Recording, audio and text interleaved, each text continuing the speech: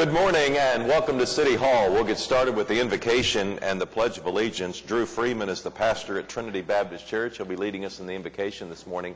Afterwards, I'll ask Councilman Larry McAtee if he'll lead us in the Pledge of Allegiance. Would everyone please stand?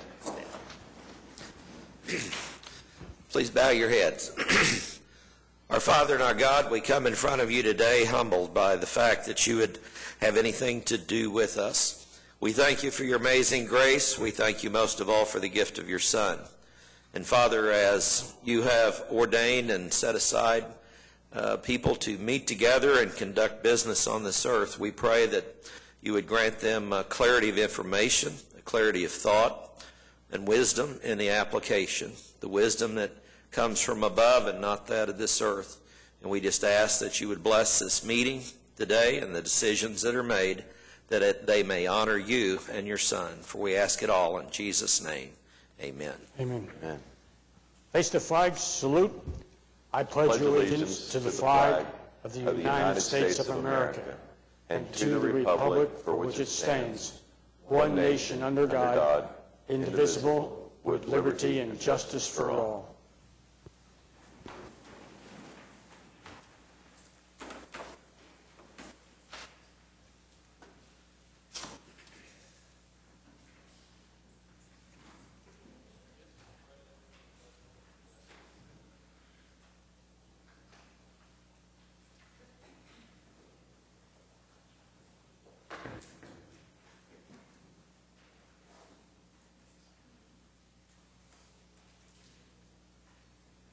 Each month, the Foundation for the Oklahoma City Public Schools and the Rotary Club of Oklahoma City allows us to honor one teacher in the district as the Teacher of the Month. And this month's winner is Michael Spellis of Taft Middle School. Michael, why don't you come up? Alex, why don't you come up and join him here?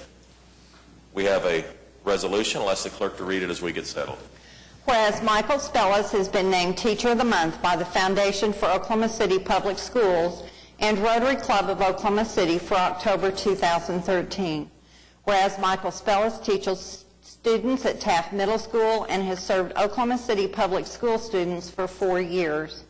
Michael has been honored as the Taft Middle School Building Teacher of the Year and as the first runner-up in 2013 to 2014 Oklahoma City Public Schools District Teacher of the Year competition.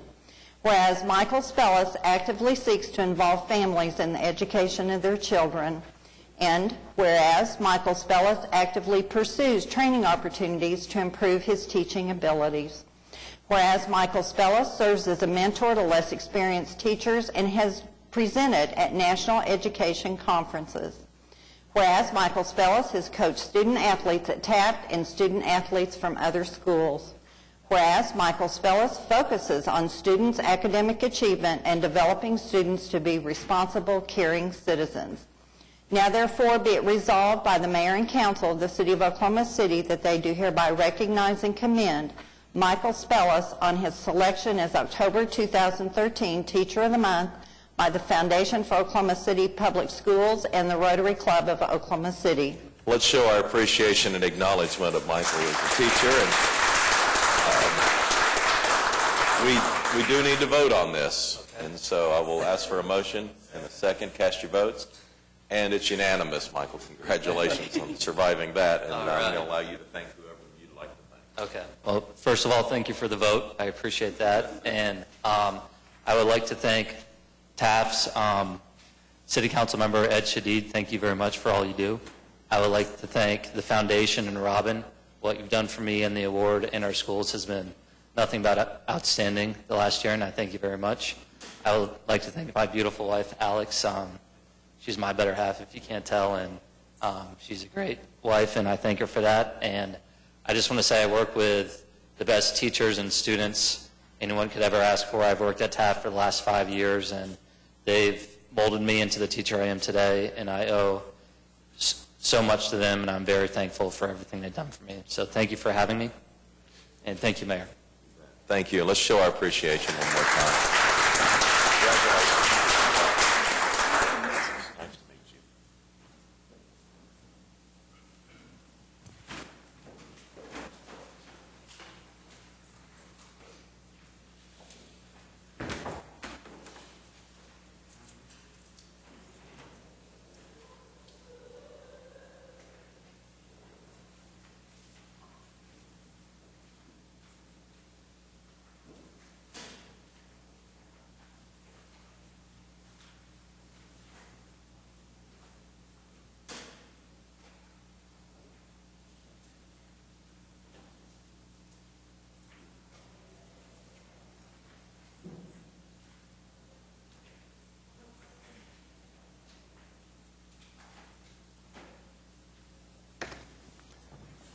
We're on item 3 of the council agenda. Item 3B is the notification that Councilman Greenwell has acknowledged he'll serve as vice mayor for the next 6 months. So congratulations, David. Look forward to that period. Thank you for your willingness to do that.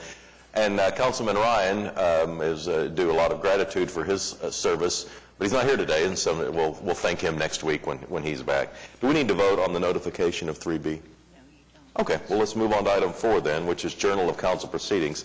Item 4A is to receive the Journal of Council Proceedings for October 1st, and item 4B is to approve the Journal of Council Proceedings for September 24th. Comments or questions on the Journal? All right, cast your votes. It passed unanimously. Item 5 is requests or uncontested continuances. Mayor, I have just a couple this morning. On page 11, under item 8, D1, item B, 2308 Northwest 13th Street. We ask that that be stricken. The owner has secured. And item G, 928 Northeast 32nd Street. We ask that that be stricken. Again, the owner has secured. All right, any other requests for uncontested continuances? Let's recess the council meeting, convene as the Oklahoma City Municipal Facilities Authority. Looks like there are 2 items. Any comments or questions here on the MFA? All right, cast your votes. It passed unanimously. We'll adjourn the OCMFA, convene as the Oklahoma City Public Property Authority. 3 items. Motion here? All right, comments or questions on the PPA? Cast your votes. It passed unanimously. We'll adjourn the OCPPA, convene as the Oklahoma City Environmental Assistance Trust. Just the claims and payroll today. Cast your votes. And it passed unanimously. We'll adjourn the OCEAT and reconvene the council meeting with the consent docket. All right. Mayor, Are there any individual considerations? we do have 3 presentations this morning, all related to MAPS 3. One is with item U, which is the Oklahoma River Phase 2 improvements. One is with item V, with the modern streetcar, the northeast line, the Venture District line. And item Y is a item with the sidewalks Phase 3 project. Okay. And, Your Honor, if I may also mention item O. Thank you. And Mayor, I'd like to mention 6M, as in Mary. Okay. All right, how about the presentations then? Who are we going to start with? Let's start with Tim Johnson, if we could, to talk about the Oklahoma River improvements. Good morning. I have a brief PowerPoint. While that's coming up, I just want to thank the council and the staff for allowing my firm the opportunity to do this project. It's been a unique experience, allowing us to work with people around the world as well as a lot of local talent to bring a lot of pieces together on this project that will be really important to make venues like this last weekend much easier and better to operate. This project includes several pieces. There are some judging towers, some docks, some cabling that's underwater, and all the pieces will come together in this final plans and specifications. Oops, I pushed the wrong button, sorry. Tim, before you get started, it would be hard to imagine how anything could get better than last weekend down on the river. It was This, from a functional standpoint, will make their life at the operator's position better. I apologize, I pushed the wrong button here.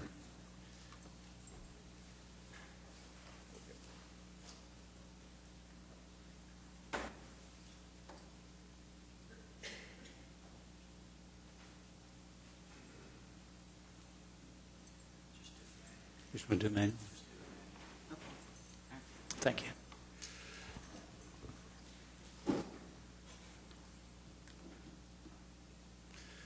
The starting docks and judging platforms was a portion of the project we broke out. It was the overall concept to allow for some new flotation devices to be provided in order to meet the criteria and the timeline for this last week's event. We pulled this portion of the project out and bid it in August, and some of those docks were delivered and installed prior to this weekend's event. So you, you actually got to experience some of that material that's already in place. The rest of the project is some LED accent lighting, cable crossover markers, utility infrastructure. All this work would go in as the river comes down again. Sound infrastructure, timing displays with the new scoreboard, gateway enhancements, which include signage both at Lincoln and Reno all the way up into the venue, video camera systems, which will also include split timing cameras as well as cameras that are set up for like ESPN to use as part of the event. New access ramps and a storage building that is being bid as an out alternate. It wasn't in the original concept of the project, but it's much needed for this project. And the electrical transformer screens was also added as part of the lighting project. There were these big green transformers installed on the north side of the river, and we're going to turn those into signs. So to start with, the locations, as you can see, the finish line, we added a 250-meter marker, 500, 1,000, 1,500, and 2,000 meter markers.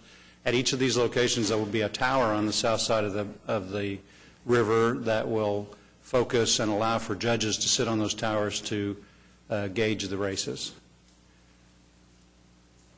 The cabling system, as I mentioned, this is an underwater system that allows for the buoys, as you see in this picture, lane markers, as you see in this picture. If you were down there 2 or 3 weeks ago, the old cabling system got wadded up with the storms, and it looked like a rat's nest that they were sorting through to get this put back together for the last weekend's event. This new system is heavy duty. It's on a winch system that allows us to drop it for storm events and be more protective for storm events. The wayfinding signage, the gateway signage, you can see the 2 purple dots are the main signs. Those will be lit at Reno and Lincoln, and then at the entry at 6th Street off of Lincoln. The red dots are the signage that incorporates some of the transformer areas that we talked about, and then there's some other wayfinding signs that will be located in the new Canal River connection as well. This is an example of the signs. This image doesn't really pay it good tribute, but they're white with a blue background, again taking the angle and the striping images from the existing buildings as they've been designed down there. These are the transformer locations, as I mentioned. Go ahead. And then this is what it'll look like. You can see the square boxes to the right of the image there. Those are going to be enclosures that will allow the cover-up of those OG&E transformers, and then also label each building that each transformer is in front of.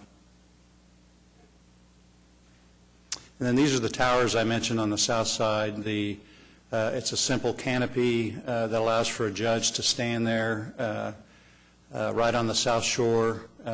We move these towards the top of the riprap that's there now to allow for a clear pathway, as this image shows. The coaches have asked the operators at the Boathouse District to allow for this pathway to be left open for, in the future, to allow them to flow with either on bicycles or golf carts with their team. So we've allowed that in our design. This is a plan view. You can see it'll cantilever over the water, an angled view.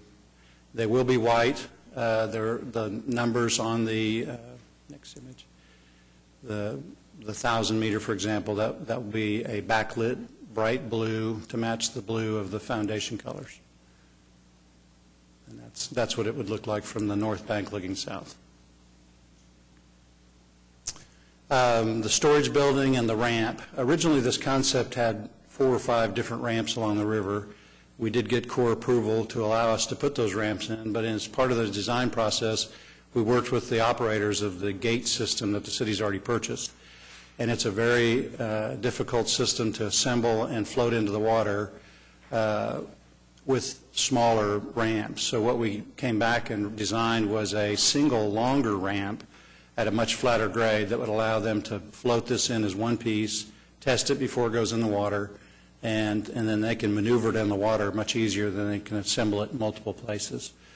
And so the proximity of this ramp is going to be near where the storage building is proposed, which is where the current fenced-in storage area is now. It's hidden behind trees. We've been to the Scenic River Overlay District. We've been to the River Trust and talked about the building itself, which will be an architectural metal building that'll match with a shed roof designed to kind of match the angles of the architecture that's on the north side of the river. This is the location, so it really won't be seen much at all. It'll be hidden behind those trees. And then finally, our budget. Currently, the top two items are the starting system that was purchased before we were under contract, and then the starting docks and dredging platforms, as I mentioned, have been delivered. At least a portion of them have been delivered. They've all been assembled, and they're ready to be delivered. The rest of the project is still being estimated with a total project amount of 4.2. We have a little design contingency in there. We have alternate 1 and 2, as I mentioned, to be added to the project. We're hoping to see some savings in various portions of the project as we finalize our cost estimates and as we have prepared this design that's before you today. And with that, I'd be happy to answer any questions. Tim, if the savings come in at $200,000, will we select to do all the screening? That item looked like it was $150,000. That'll be up to the staff. We'll make a recommendation Okay. depending on what kind of savings we see. I mean, it seems like it would be a shame to do half the signage and half the, I we ought agree. to take the projects as a lump sum. I would. I agree. Thank you.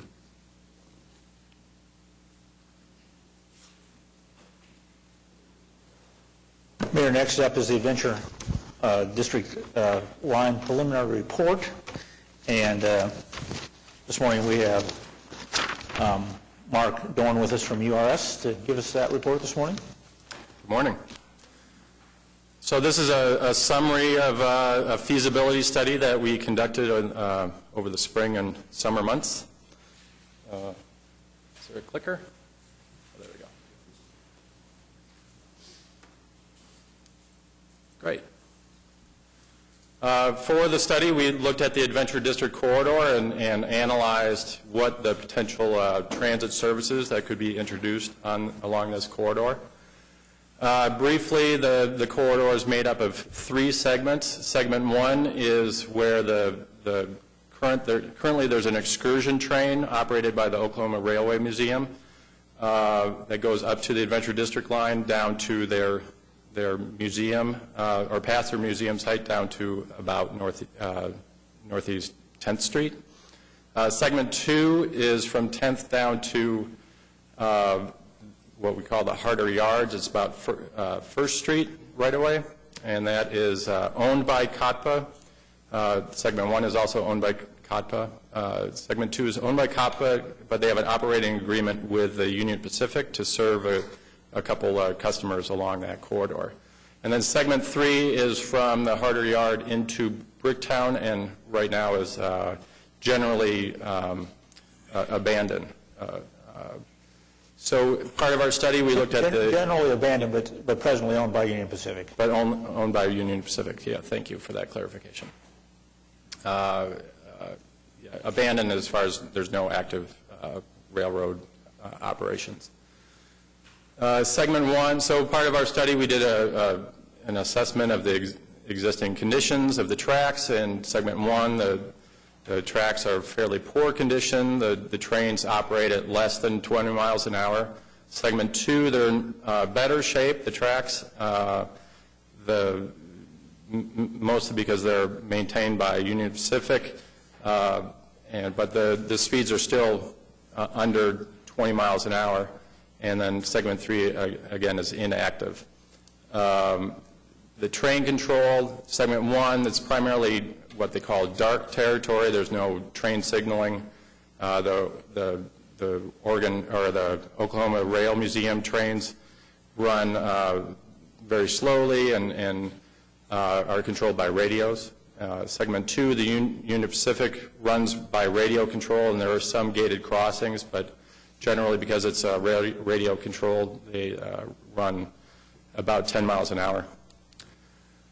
So some of the different services that we studied is one option would be to extend the excursion service that Oklahoma Railway Museum runs to look at just what are the critical improvements necessary to bring that excursion service down to Bricktown. So just the critical items to address safety, and then you'd also need to build new tracks in segment 3 to get into Bricktown, and then you would have a station at the surface in Bricktown.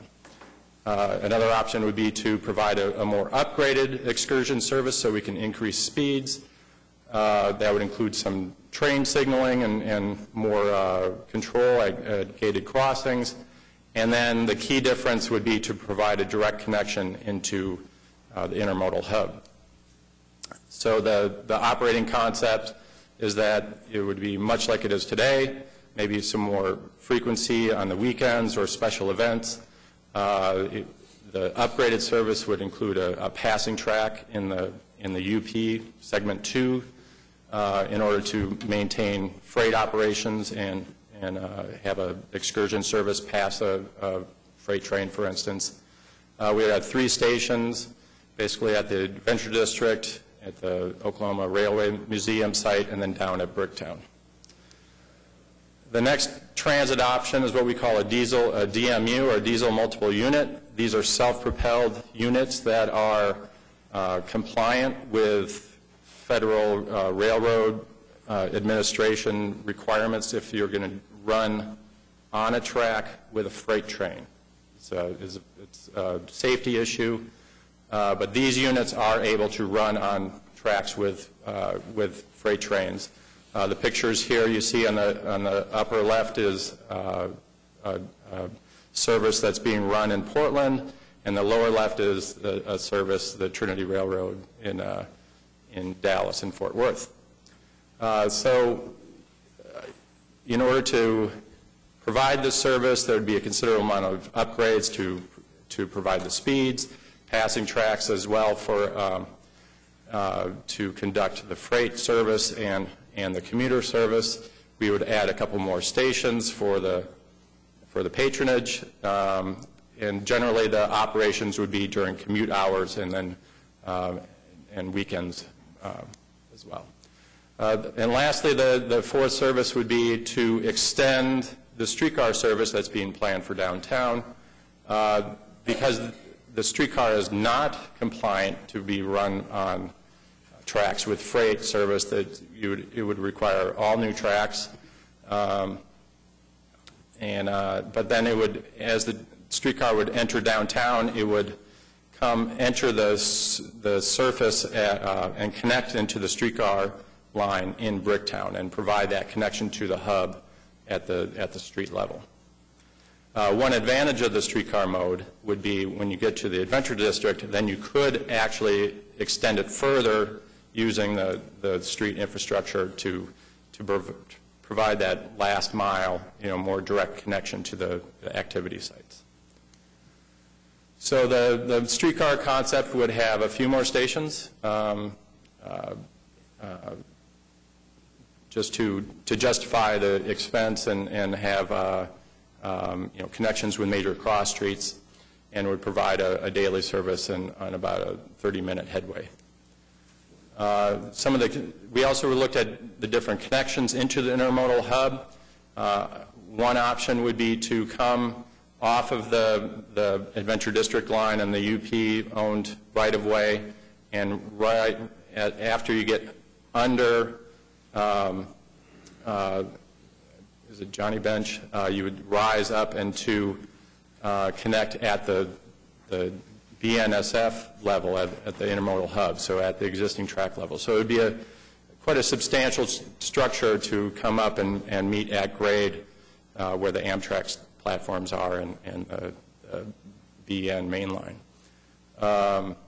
There is a planned parking structure as well in that vicinity that would also need to be coordinated. This connection would be much more conducive for that commuting service for the DMU. If you were to go through that expense, you would want to have that direct connection to the intermodal hub. Option B would be more conducive to an excursion service where you could bring that connection, again, up to the grade of the BN tracks, but then you would essentially back into the intermodal hub and thereby avoiding that potential right-of-way issue with the parking structure and the other parcels. Option C would be to terminate at the street level just north of Main Street. This would be more conducive for the extended excursion service, so kind of the low-cost option.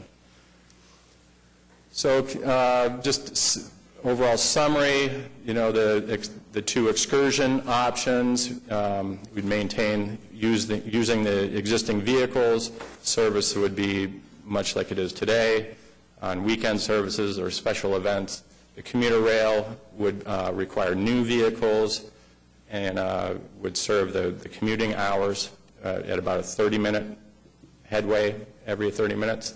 And same with the modern streetcar, although the idea with the modern streetcar is that you could have all-day service. But that could also, that's what we studied as an all-day service. But you could also pull that back to just a commuting service, too. It would be quite possible.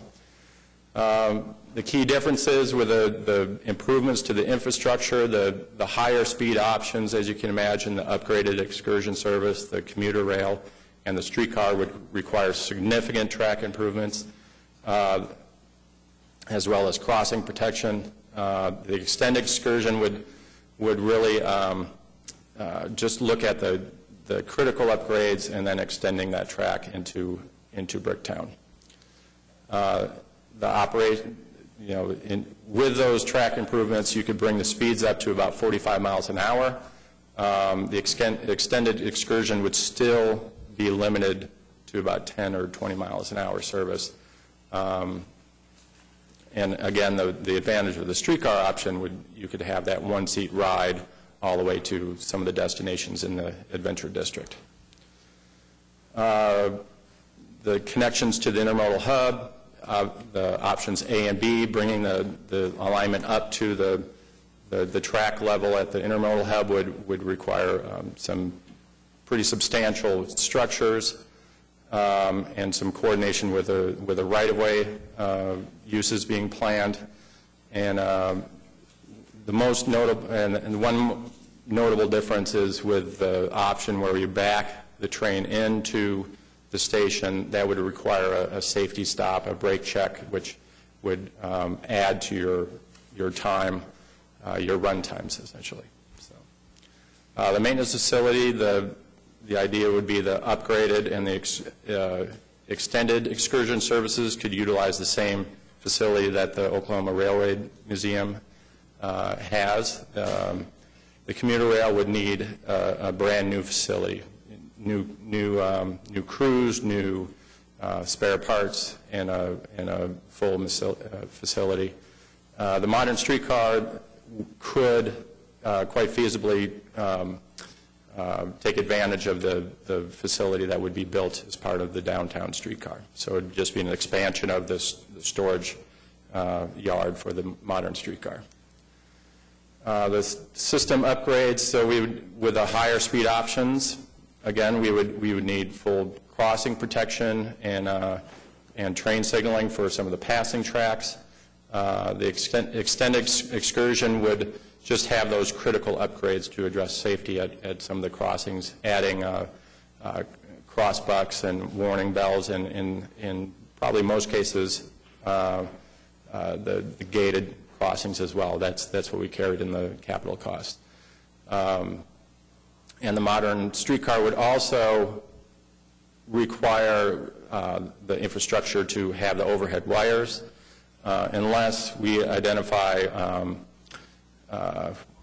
as part of the modern streetcar project a new technology that can provide a battery or a CNG mode. There are those technologies for the battery mode that can run up to between a mile and a mile or two, so there might be some capital cost savings. But right now, for our feasibility work, we priced a full wired system from Bricktown to the Adventure District line.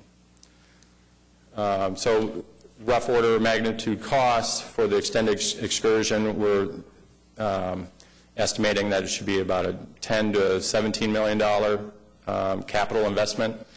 With the upgraded excursion, it's higher order of magnitude of 46 to 66 million. Again, a lot of that cost comes from those structures to connect directly to the intermodal hub. And the commuter rail is 85 to 100 million dollars. Again, it's that direct connection, but also a new maintenance base and vehicles as well. And the modern streetcar is similar cost, about 95 to 105 million dollars. In the order of magnitude operating costs, the extended excursion is similar to the upgrade at about $1 to $3 million. It depends on the frequency of service that you would want to run. The commuter rail service would be about $3 to $4 million, and the modern streetcar would be about 2.3, so or $2 to $3 million. There are some savings realized because you already have a maintenance base and you already have the crews and the maintenance equipment. So key issues in order to run jointly through freight service and a transit service through segment 2, where UP runs. You would need to go through negotiations or agreements with the Federal Railroad Administration. Now, what's working in your favor is that COTPA owns segment 2, as you recall, and that contract for the operating agreement for Union Pacific is up for renewal. And so this is a good time to build in those contingencies to keep those doors open in the future if a transit service wanted to be introduced. Same with segment 3, which is owned by Union Pacific, but it would be feasible to include an operating agreement or the provision for a future operating agreement through segment 3 in order to provide that connection into Bricktown.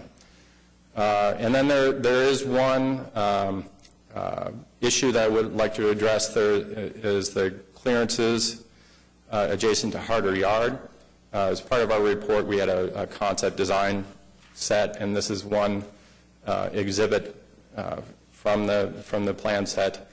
And essentially, there's been some discussions between the Transportation Subcommittee and the Union Pacific about the feasibility, and they pointed to this as their key issue. So if you look at the graphic, the light blue line are the tracks that Union Pacific operates on, the Harder Yards in the lower right corner, and the light blue east-west line essentially terminates at I-235, sorry. That line, what they do is they assemble their trains on that line.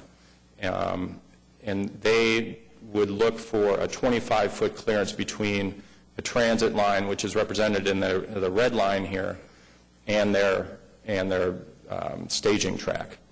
And so that red line is what we've drawn, and with a compliant vehicle, so the commuter rail vehicle or the extended excursion service, we would be looking at that red line.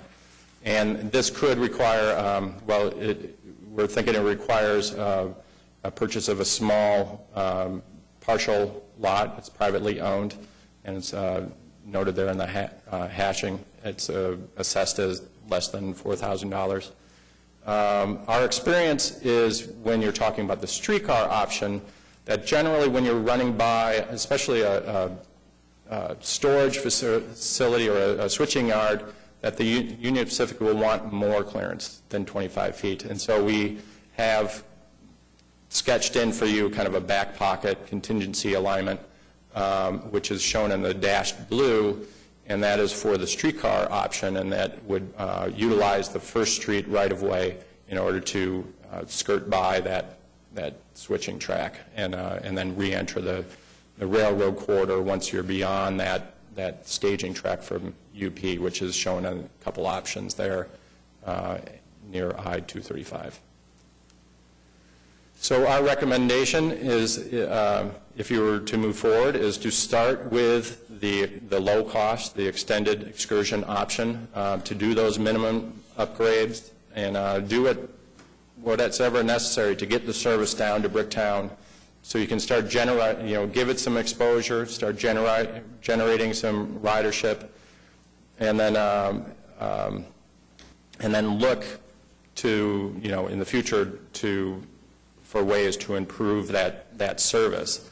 So, when you can afford it, or through a future grant, you can make track improvements, you can add passing tracks, you can improve those speeds to the excursion service. So the better, as the improvements come, the ridership should build, because it'll be a faster service and become more of a substantial transit service. So, and you could even start with this and then convert it later to a streetcar service if that was so desired. So, as the conclusion, I'd be happy to answer any questions. All right, thank you, Mr. Mayor, if I may. Sunday morning, as I was on my way to church, I went down Northeast 36th Street, and I looked to my right-hand side, and I looked over to the Oklahoma Railroad Museum, and they had hundreds, if not thousands, of individuals who was there on Sunday morning. And so I looked over, and it was good to see that many people over in that area for the Railroad Museum. And so I then proceeded on my way to church to teach Sunday school, got on I-35, and then looked to my right and to see the train moving down Grand Boulevard brought some excitement to my eyes. So then I went on to church, and then after church I stopped down through the Santa Fe train station, just looked around and saw the true opportunities that our city has as it relates to either commuter rail or, matter of fact, streetcar. And so then I went down, had lunch, brunch at Urban Roots, and then walked down Russell M. Perry Street and looked at the Union Pacific rail to the left and to the right, and saw the potential of what can happen for as the eventual line. Then went to 4th Street, 10th Street, 16th, 23rd, 36th and 50th Street. And so I see the great opportunity that the Adventure District does for our city. Number one, it provides opportunity for individuals who live in the heart of Northeast Oklahoma City, because it runs straight through Northeast Oklahoma City. Then it connects not only people who live in Northeast Oklahoma City to Bricktown, downtown, and also the Adventure District. It ties the Bricktown District and the Adventure District together. I would, me personally, like to see further study done so we can see what it would take to get the, whether it be commuter rail or streetcar, to the zoo in Remington Park, because there's been some concerns with the individuals who are involved with the Adventure District. Is, okay, it stops at 50th Street, but we still have an issue. How do we transport individuals to the zoo or Remington Park or Cowboy Hall of Fame or Tinseltown and so forth like this? But I ultimately see the grand opportunity that it creates for Northeast Oklahoma City. If you look from Northeast 23rd through to Northeast 36th Street, where the line goes, there's actually an African-American church who owns property along that line. So imagine what type of economic development that could create in the community, as well as you see it goes straight through neighborhoods that a majority of African Americans live. So I think this is a great opportunity for our city. And I know Union Pacific has been trying to throw their weight around Oklahoma City, but I know some individuals who Union Pacific are definitely afraid of. So I think when that time comes, we definitely need to exercise that option. Yeah. But overall, I think the eventual line is what's going to eventually change the face of economic development in Northeast Oklahoma City. Yeah, it's a great opportunity. It's a great asset that is in public control with the corridor and COTPA ownership. And I also believe that the next Tiger grant that this city applies for needs to strictly deal with the eventual line. Yeah, I have a couple of questions. One is, it seems to me the most likely light rail opportunity is the light rail opportunity that would run to Midwest City, Tinker, Del City, and it will require the acquisition of some of this same property we're talking about, I think it will, in order to tie that to the hub. Was that taken into consideration when you did this study? We did not look at that. I could say that any line that went further east would, if it was light rail, doesn't have that well, the issue would be crossing the freight tracks with a non-compliant vehicle, which it has to go south to get across the UP line to get to Midway, to get to Del City. Yeah. Right. Well, it seems to me that if we're entering into this kind of a planning process, we ought to look at all those things at the same time, because it seems to me to build another excursion line doesn't really go to the idea of transportation. I like this idea, but this idea is a pure excursion line. It's not a transit line. I mean, it's not designed. You don't even call it that. You call it an excursion, which I appreciate. Right now That's what it is. Right now. And that doesn't mean it's bad, but that is a different kind of a facility than one that is designed to move people to work and that kind of thing. Right. So I like this, but I think this is probably ought to be funded out of the convention and tourism budget as opposed to the MAPS 3 budget for transportation. I'm going to be all for this idea, but when we get down to funding it, it does not seem to me it's an appropriate use of the funds for MAPS 3. That's not your problem. Yeah, I don't think that it's intended to be a MAPS 3 project, but yeah. The other I've blended both of the pieces together. But I want to be sure that when we do this, we don't make this more difficult, or we don't do something that if we were doing it at the same time, we could have provided right of way or access to do a light rail system, which I believe is coming. True. Well, so the main line for Union Pacific comes out of the Harder Yard and comes south and then west. Right. So it's getting over that track would be the issue, but that could be an aerial structure or. But the entrance into the hub, right, is going to be very close together, or virtually. I mean, if you put a light rail line that goes to Tinker and it comes across the Harder Yard and comes north, isn't it going to have to get into the hub virtually the same way you're getting into the hub with this?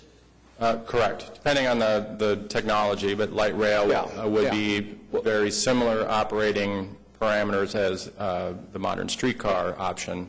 They are a little heftier vehicles and a little more comfortable to ride longer distances, but the technology is essentially the same. So you could still have the option of entering the street right-of-way with a light rail, much like the modern. I would personally like to see some work done on that idea, because I wouldn't want to be doing something for one or the other that would make the second one more difficult. Yeah, I don't think it would. I understand. Yeah, I don't think because we're probably talking about two different types of technology.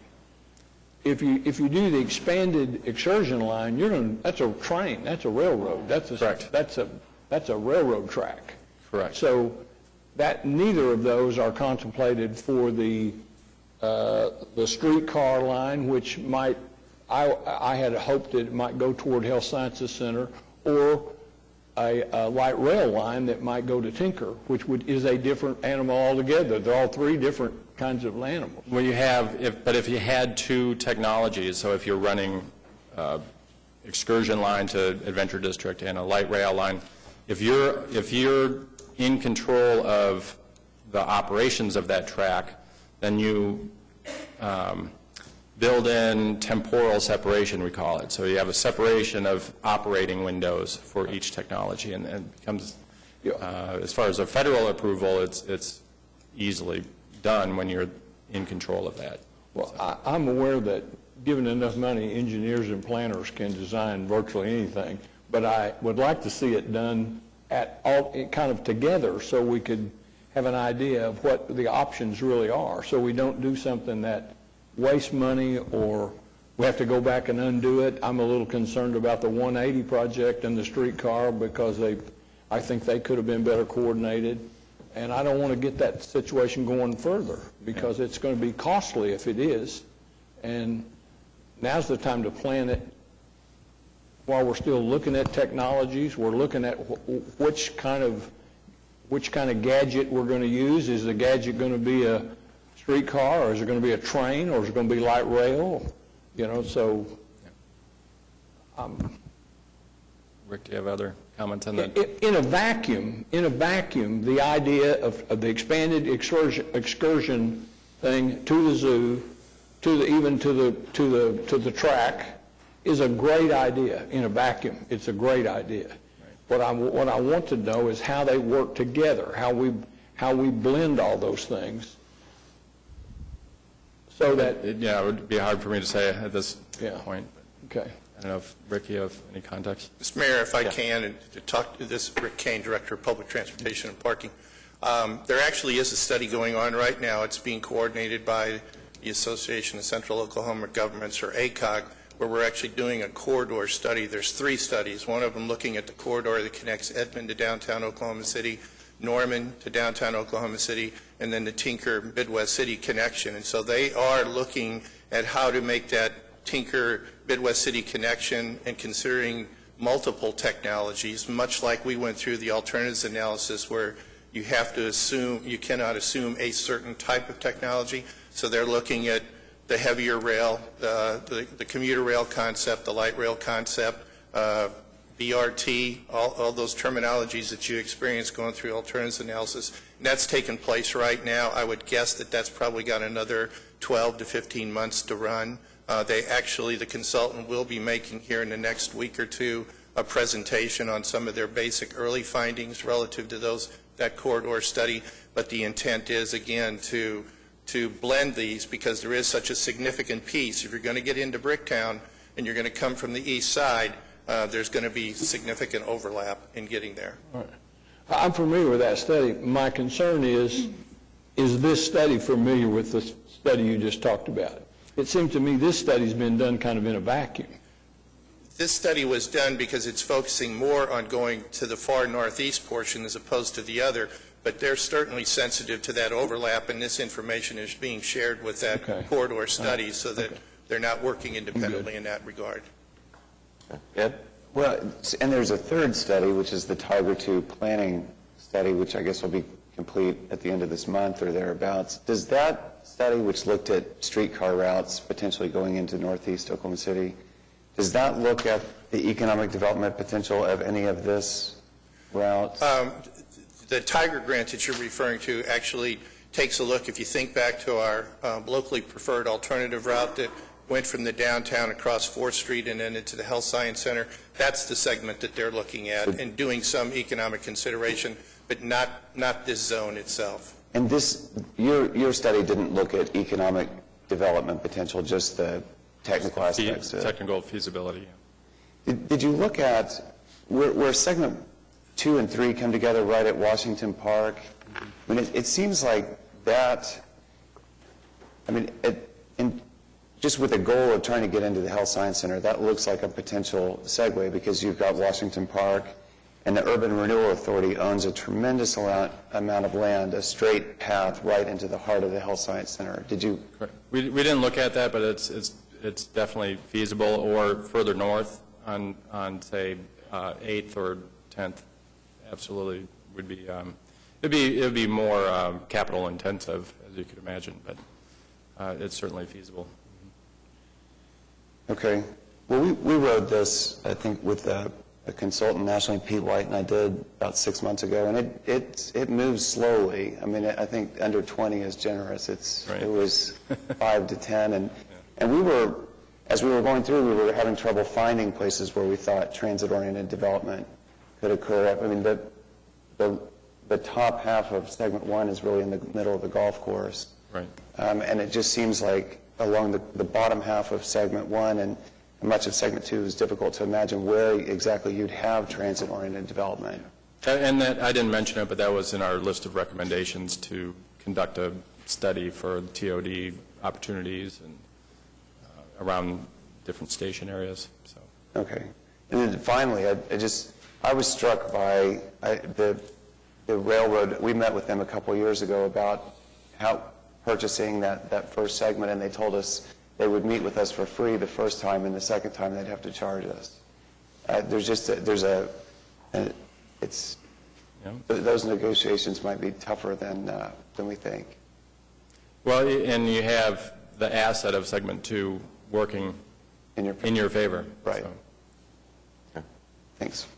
All right. Any other questions for Mark? Can I, just a couple of them. What would be, do you know what the difference in time from the Adventure District station to downtown would be between the excursion type of vehicle and the commuter vehicle? I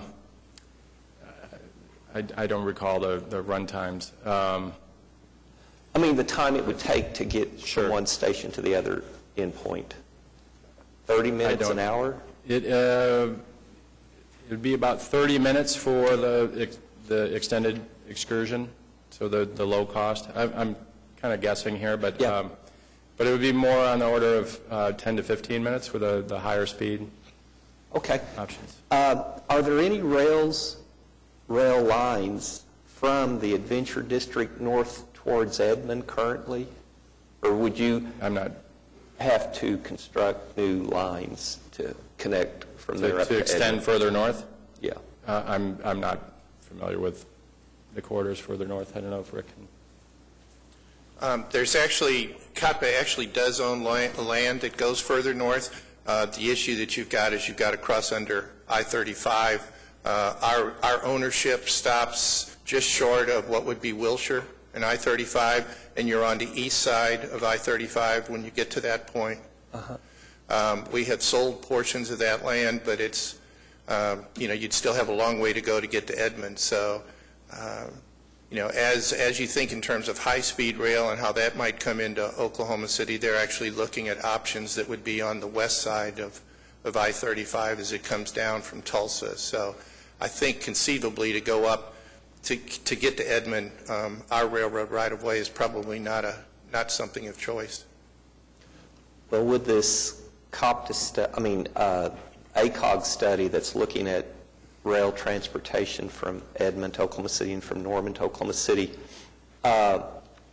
could it somehow connect to the Adventure District station?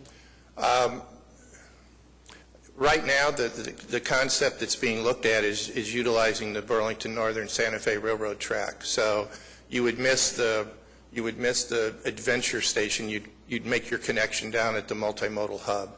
I see. Okay, thank you. Mr. Mayor, may I add, I'm going to actually be holding several meetings as it relates, public meetings as relates to the Adventure line coming up soon.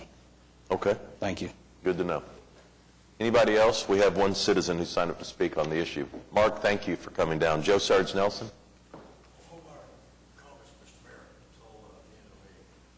Okay. We have one more presentation under the consent docket. That's, is that Craig Wallace from SRB? Okay. Craig, good morning. Good morning, Mayor, Council, and staff. I appreciate the opportunity. My name is Craig Wallace with Smith Roberts Baldwin. This morning we'd like to make a presentation on Project 3. It's actually the preliminary engineering report presentation for Project 3 of Phase 1, MAPS 3 sidewalk improvements. As we start the presentation, we show a map of the sidewalk master plan. These alignments that are shown here are actually 1 through 43. These are the anticipated alignments both in Phase 1 and Phase 2 of this sidewalk improvement project. Phase 1 map is our project, and these alignments show the multiple projects. Project number 1, which is under construction, is shown here in this slide.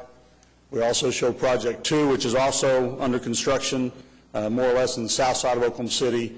The alignments for that is shown in this slide. On Project 3, there's actually 6 alignments. There were 7 in the other 2 projects, but in this one, there's 6 alignments. 4 of them, again, are in the north central part of Oklahoma City, and the other 2 alignments are in the south central part of Oklahoma City. As we go forward, we see that this is basically a table and a breakdown, shows the wards in which these alignments are in, as well as, again, the projects 1, projects 2, and then in the bottom, as it's highlighted there in red, is the alignments for this project 3.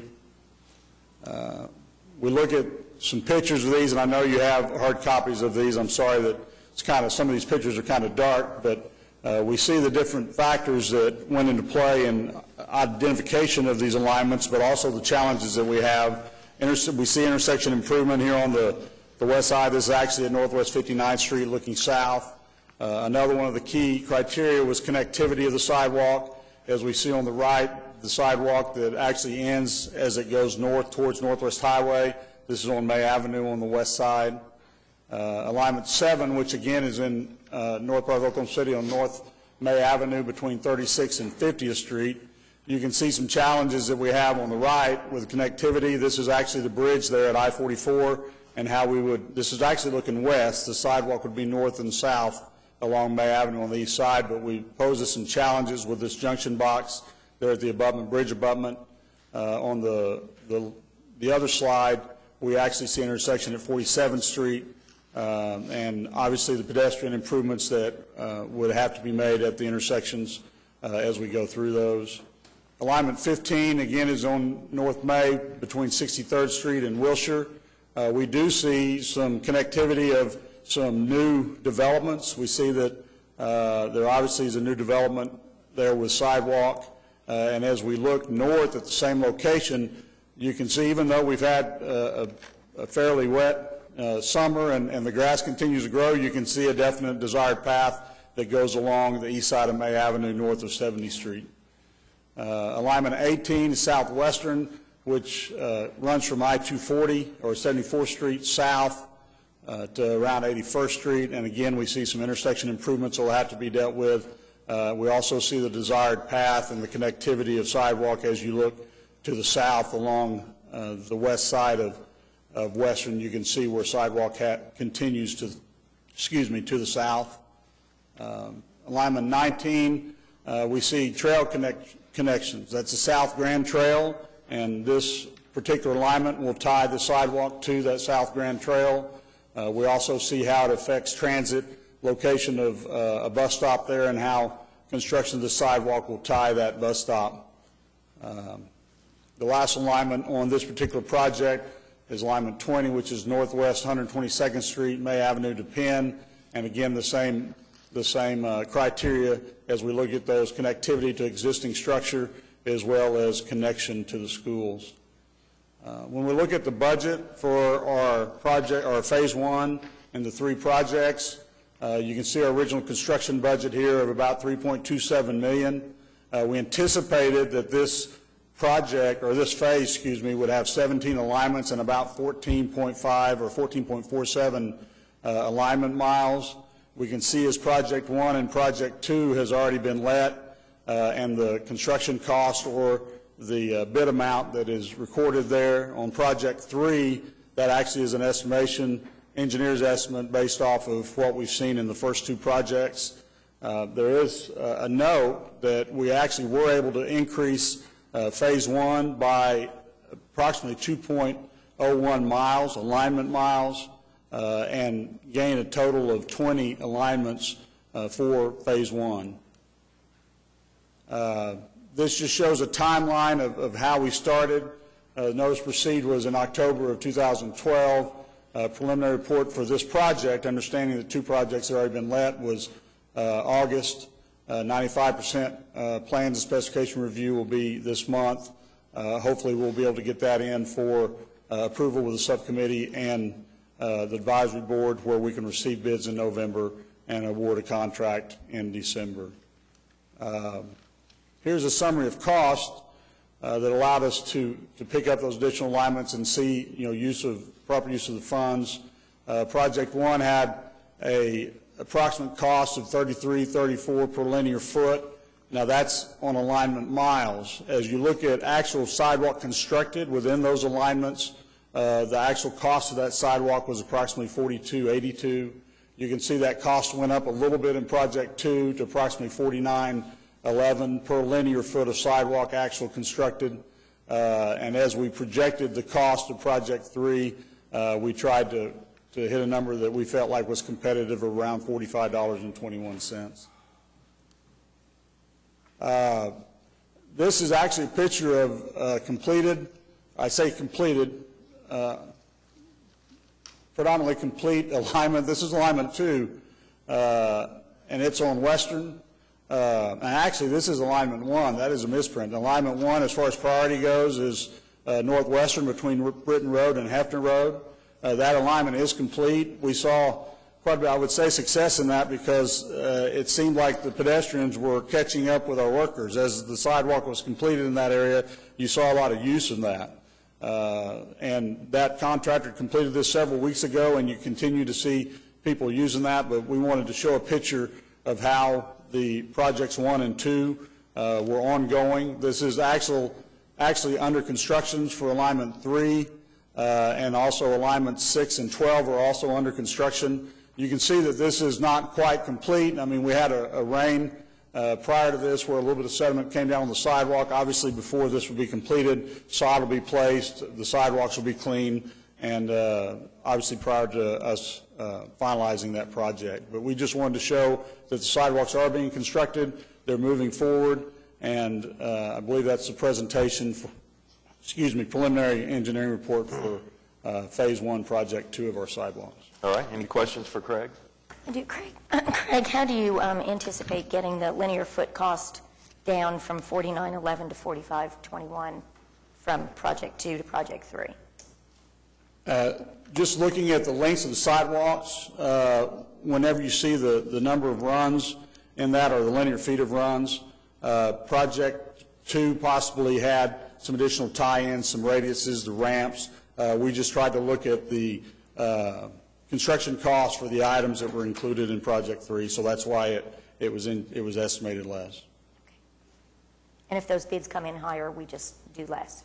If they come in higher, we'll have to obviously have MAPS will review the cost of that in relationship to the budget.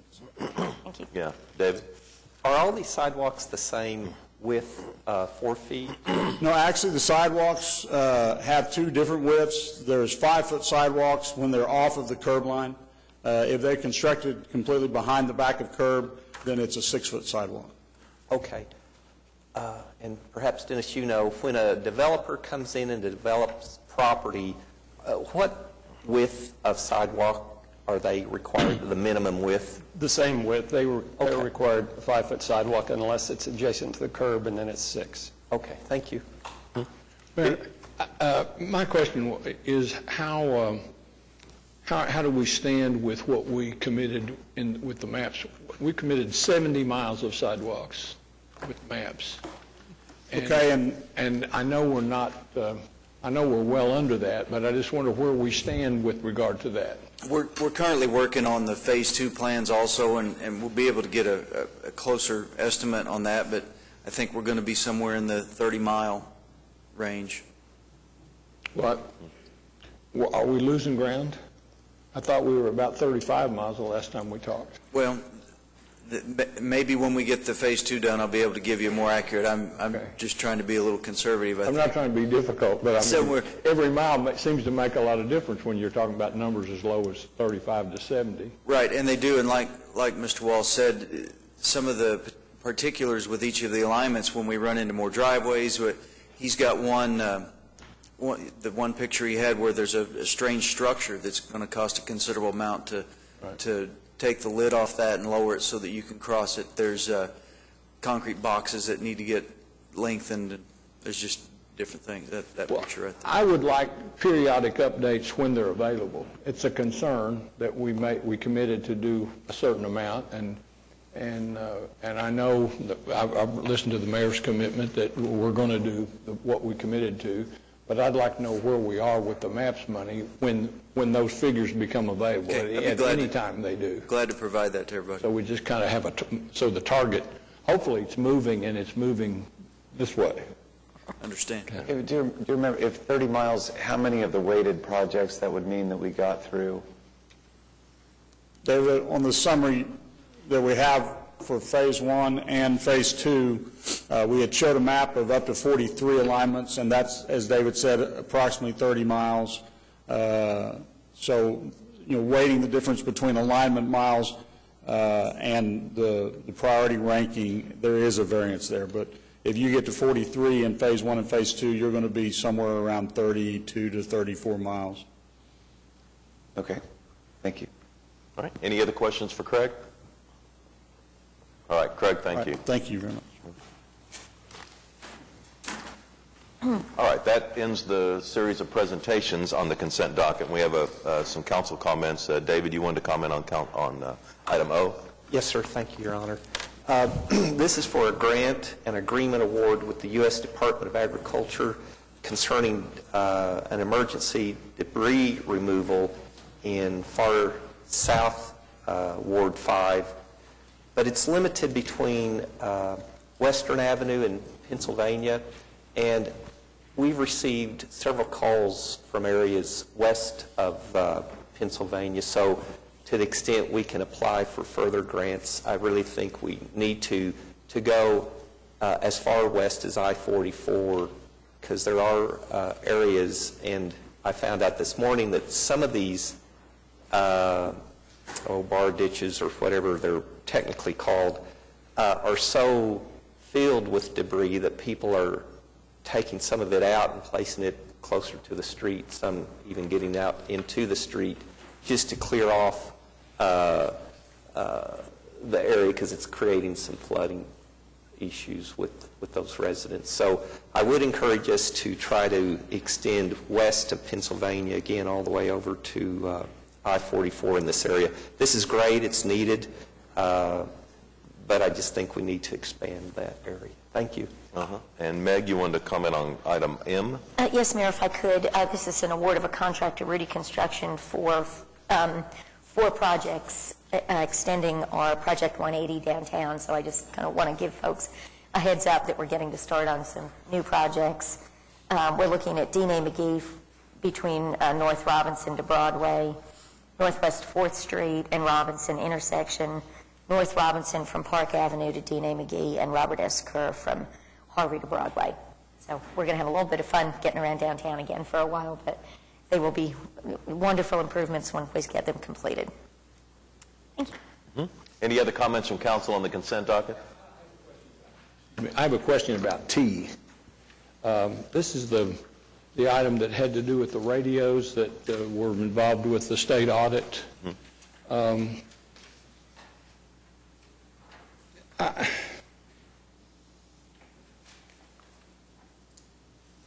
I just wanted to, this seems like something that has happened that should not have happened. I've talked to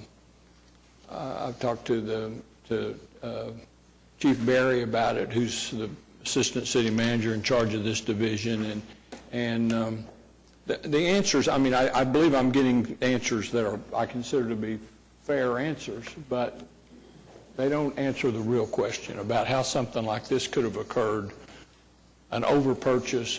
I've just never understood quite how this happened. I have some knowledge about this because back in another lifetime, I represented a proposer in the radio purchase agreement that led to this company being selected.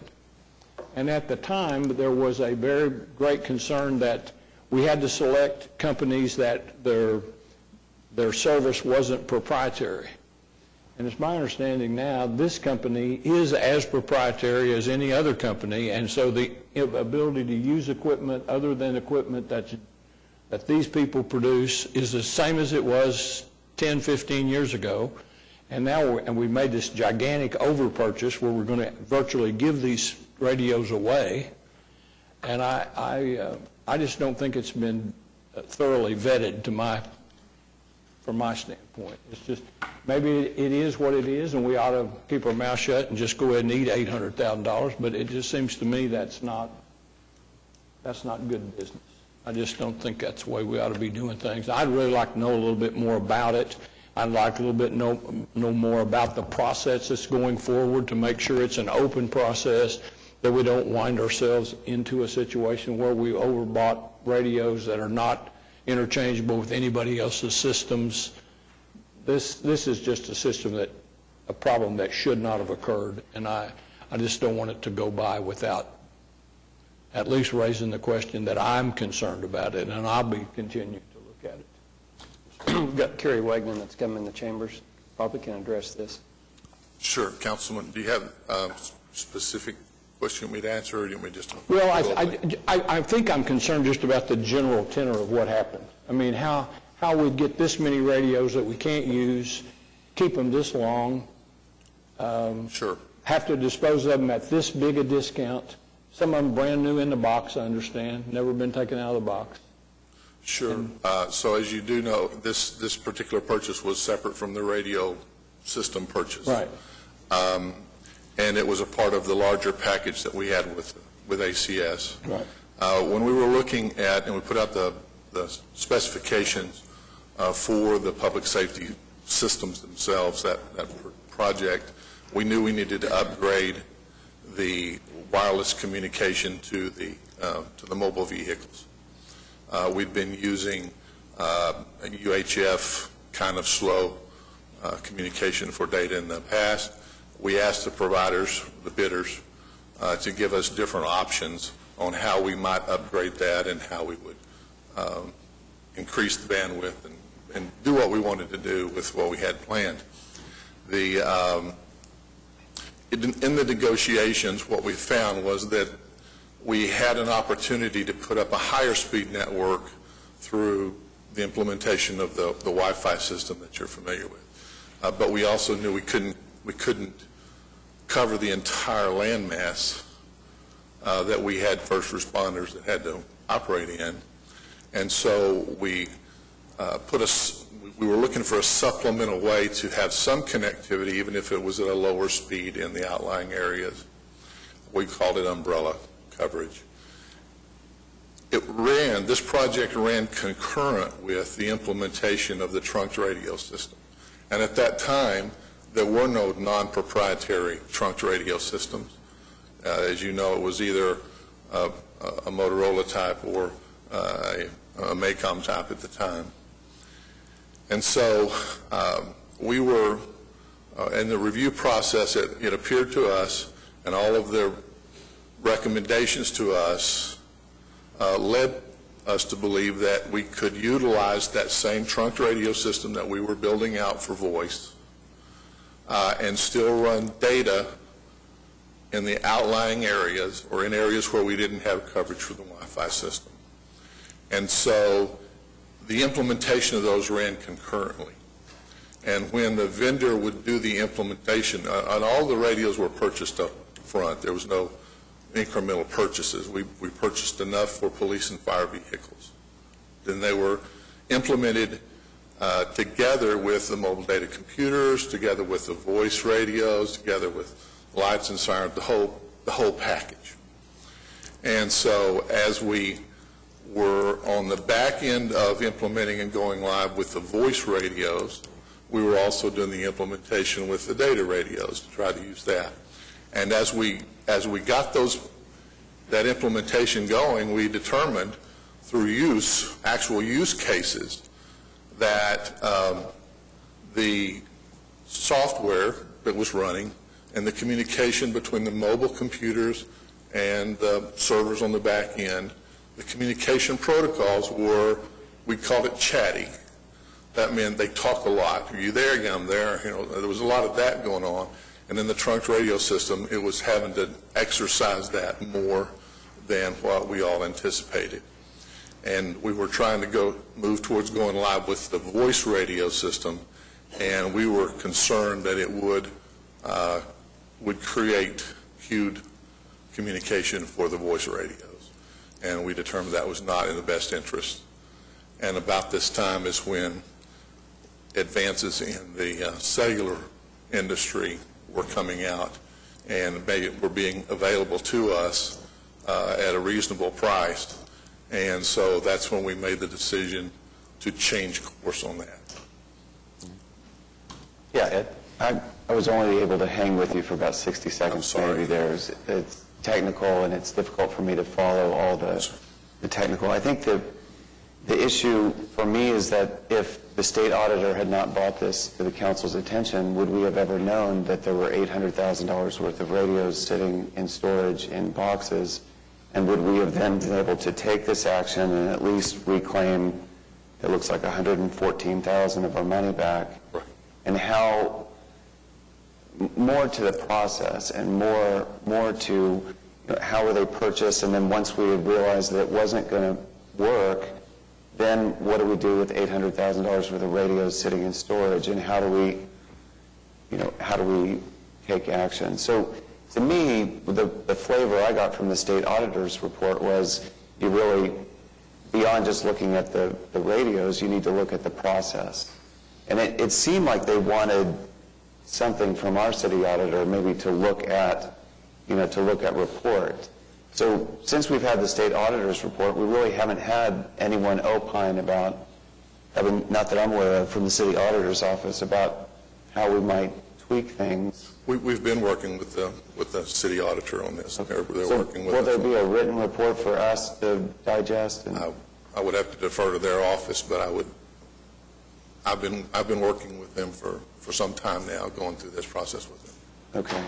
It certainly would be helpful to me to have some written report just to help me understand what you were explaining there, and then how we might alter the process. Sure. We think that's a grand idea. Thank you. And with regards to your earlier question, Councilman, as you're aware, we're in the process of trying to identify and make available funding for the upgrade and replacement of the current trunk radio system. And that is to move it to that new standard that would allow us to use competitive products for radios and other components. Right. That's a key portion of that.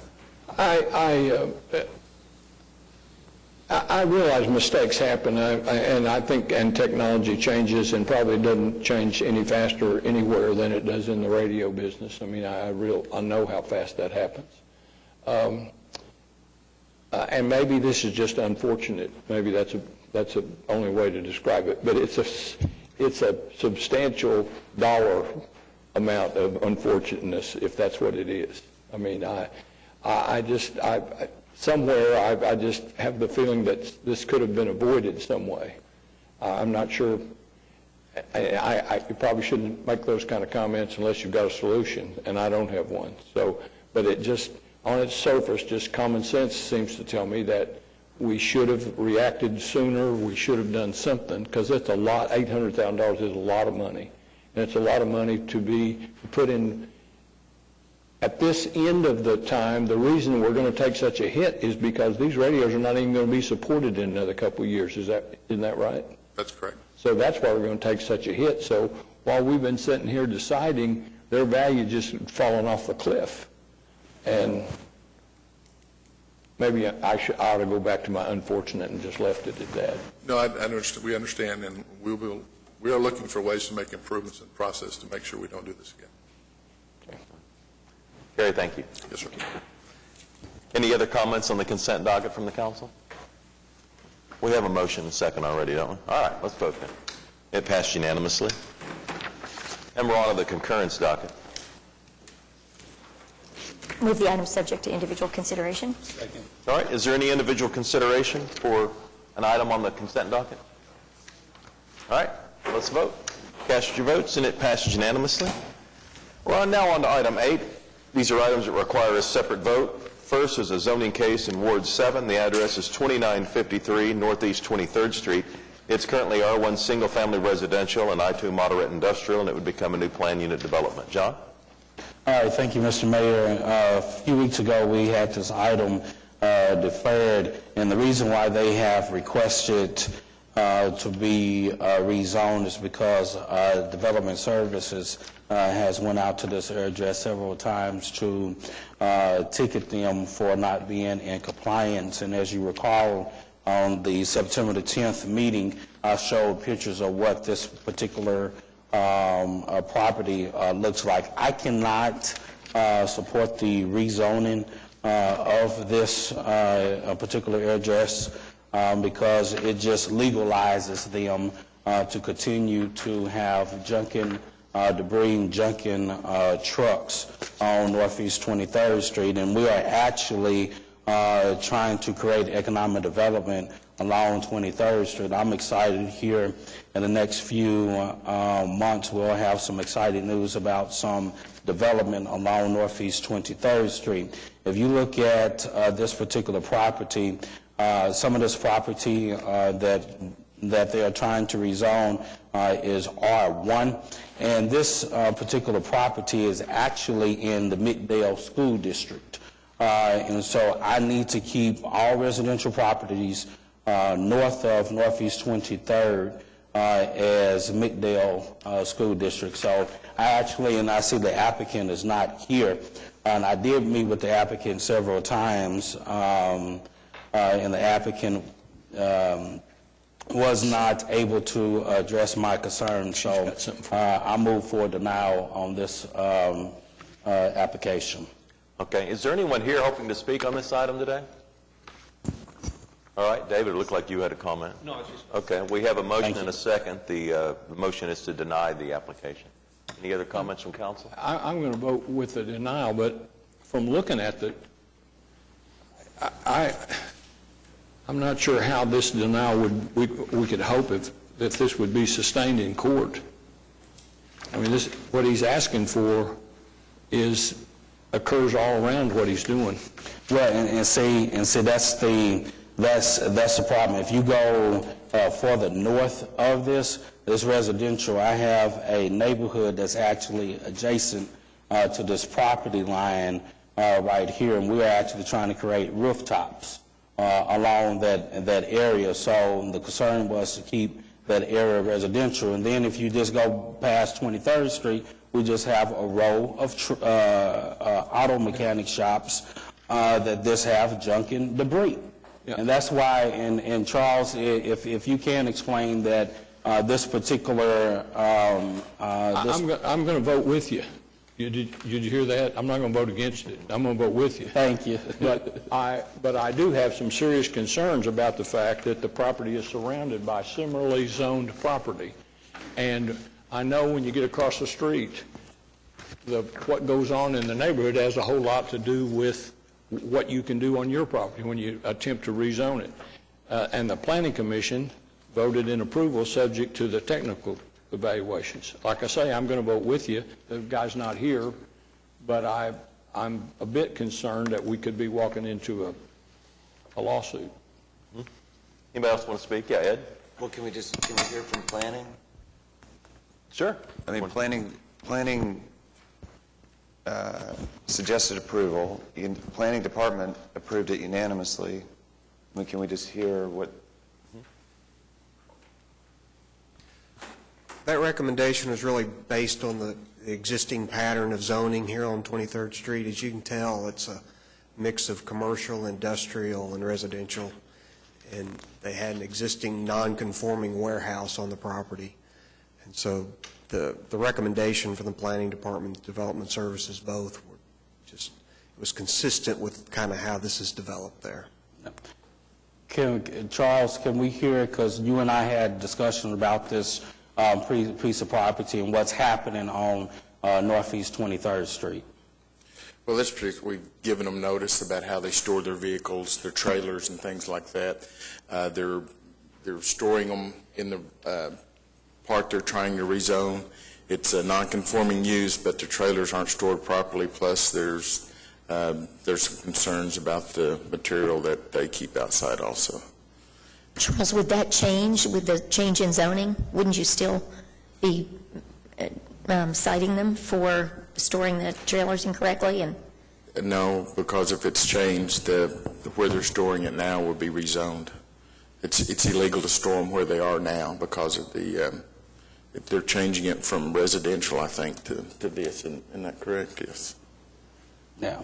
And as you all recall that I showed on September the 10th, the pictures of this particular site, and it was just, I'm sorry, that's trash. And so we want to change the zoning so I can have more trash along Northeast 23rd Street. I'm sorry, I can't sit there and defend that.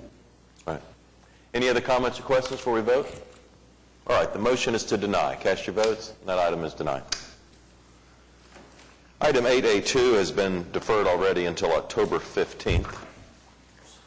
Item 8B begins a series of items that the Planning Department is presenting to us. These items are being introduced for council consideration at a future date.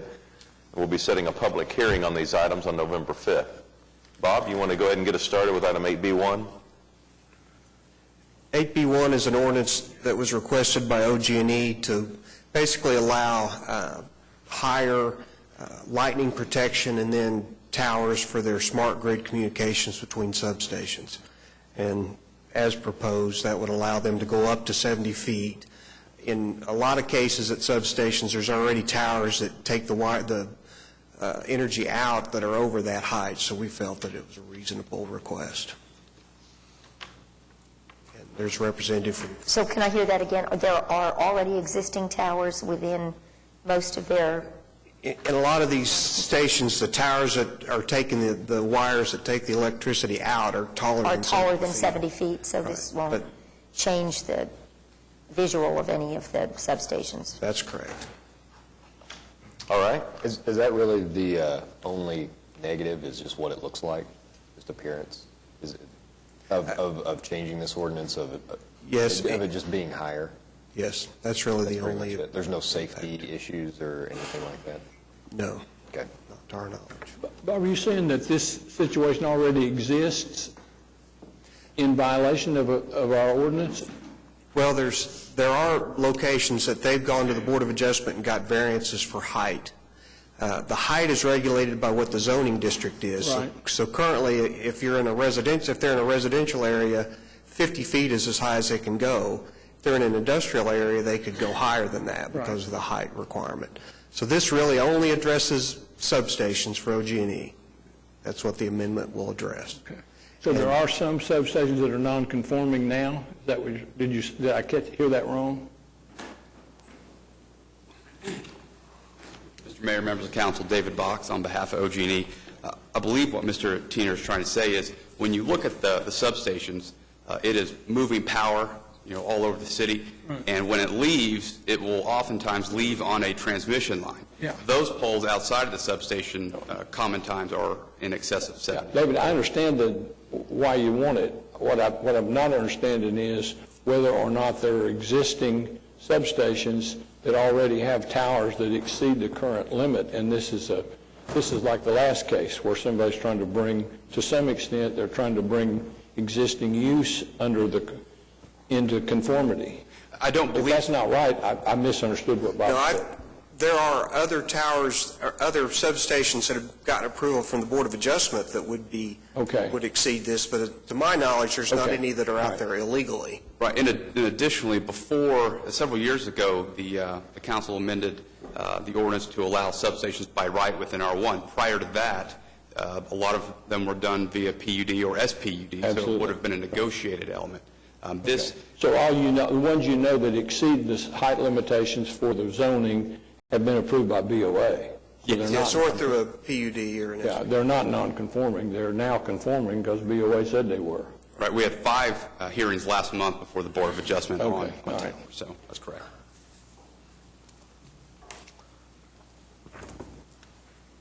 All right, Bob, you want to talk also about 8B2?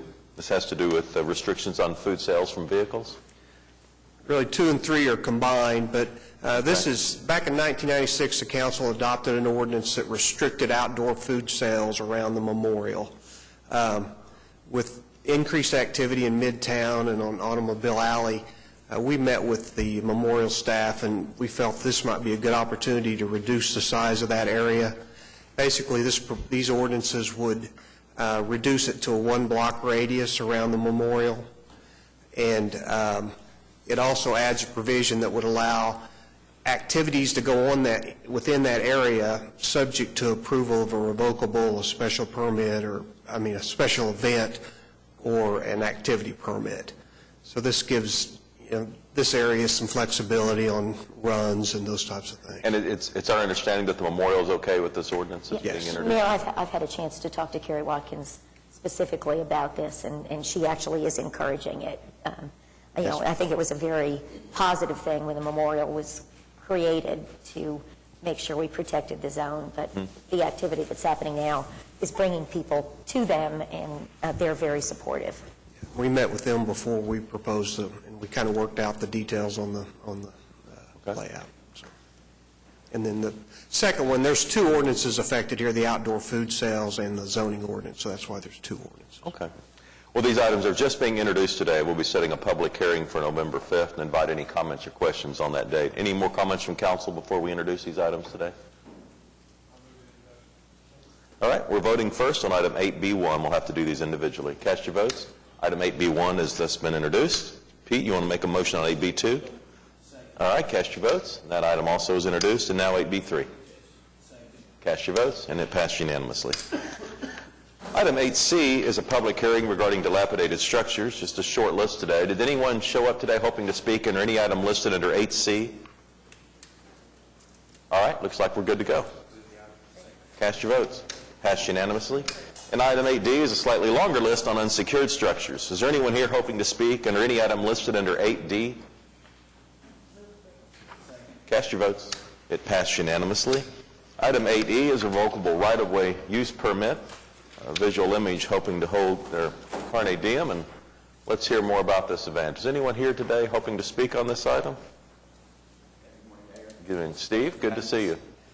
Yeah, we were hosting We'll need your name and address for the record. Sorry, Stephen Schwartz. I'm a representative of VI Marketing and Branding, 125 Park Avenue. Carne Diem is our 11th annual fundraiser for the United Way, and last year we had about 300 paid participants that made donations to United Way.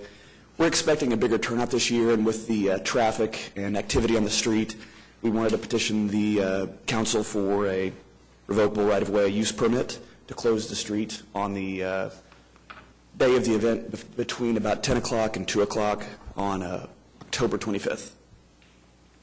It's an incredibly fun event and delicious. I invite everybody to come down and have chili on Broadway. It's really fun. You had a great crowd, Steve, last year. Yeah, we had a great turnout and a lot of positive comments. Obviously, we recognize the impact of closing a street downtown on a Friday business day. We will have barricades on the east and west end of the 100 block of Park Avenue with volunteers that will let residents of 131 in and out of their parking garage or other deliveries that need to be made. All right, any comments or questions on this event? What he's been asked for? Move approval. Second. All right, cast your votes. Passed unanimously. Thank you all. Good luck. Hope to see you there. Item 8F, I understand we do not need executive session on this item today. How about a motion to strike? Okay, item is struck. And then item 8G is claims recommended for denial. Is there anyone here wishing to speak under any item listed under 8G? Claims recommended for denial? All right, how about a motion? Cast your votes. Passed unanimously. Item 9 is claims recommended for approval. Is there anyone here hoping to speak under any of these items? All right, how about a motion? Cast your votes. It passed unanimously. 10 is items from council. James, you want to get us started? Yeah, I got to attend the Harvest Hills Homeowners Association meeting last night. They had Master Sergeant Scala there, and I just want to commend him for a very inspirational presentation. I think that in any neighborhoods that are within the Hefner division, definitely contact him and have him out to one of your neighborhood association meetings, because I felt motivated afterwards to get more involved and to protect my own neighborhood. So just wanted to commend him for that. Yeah. Ed? Okay. Larry? Pete? David? Thank you, Your Honor. I just wanted to mention that the Orr Family Farm had their grand reopening Saturday, and it was quite remarkable for them to be able to recover from the tornado that went through there in May, and with a lot of help from a lot of different people, they're open and ready for business. So I would encourage everyone to drive by there and just see how this area has really transpired from almost complete demolishment to a very attractive, fun area. Thank you. Meg? Thank you, Mayor. Just a couple of things. I want to just recognize the Latino Community Development Agency. They had a fabulous lunch last week at the Cowboy Museum. And Ruben Aragon, who succeeded Pat Fennell in the role as executive director, had big shoes to fill, but he's just doing a remarkable job, and the work that that agency does throughout our community is really to be commended. Leadership Oklahoma City, after I think 12 years in the planning process, last week dedicated just a magnificent piece of public art called the Compass Rose down at the Boathouse District. It's easily seen from the highway right in the turnaround as you go. The artist, Owen Merrill, who's from New York, was here for the presentation. This sculpture was manufactured in California and delivered to Oklahoma City a couple of weeks ago. It stands 25 feet tall and is a really magnificent addition to the Boathouse District. And I guess I would also be remiss if we didn't thank Mike Knopp and his incredible staff for putting on 4 days of regatta down on the Oklahoma River. We had kids from all over the country here rowing over the weekend, and lots of folks down on Saturday night for fireworks. And I just never cease to be amazed at how that project is developing and how many families we serve. The adventure area with the ropes course, the climbing tower and all. We're just busy all night long. It's really exciting, and congratulations to Mike and staff for all the hard work. All right. John? Thank you, Mr. Mayor. This past weekend, I had several neighborhood activities.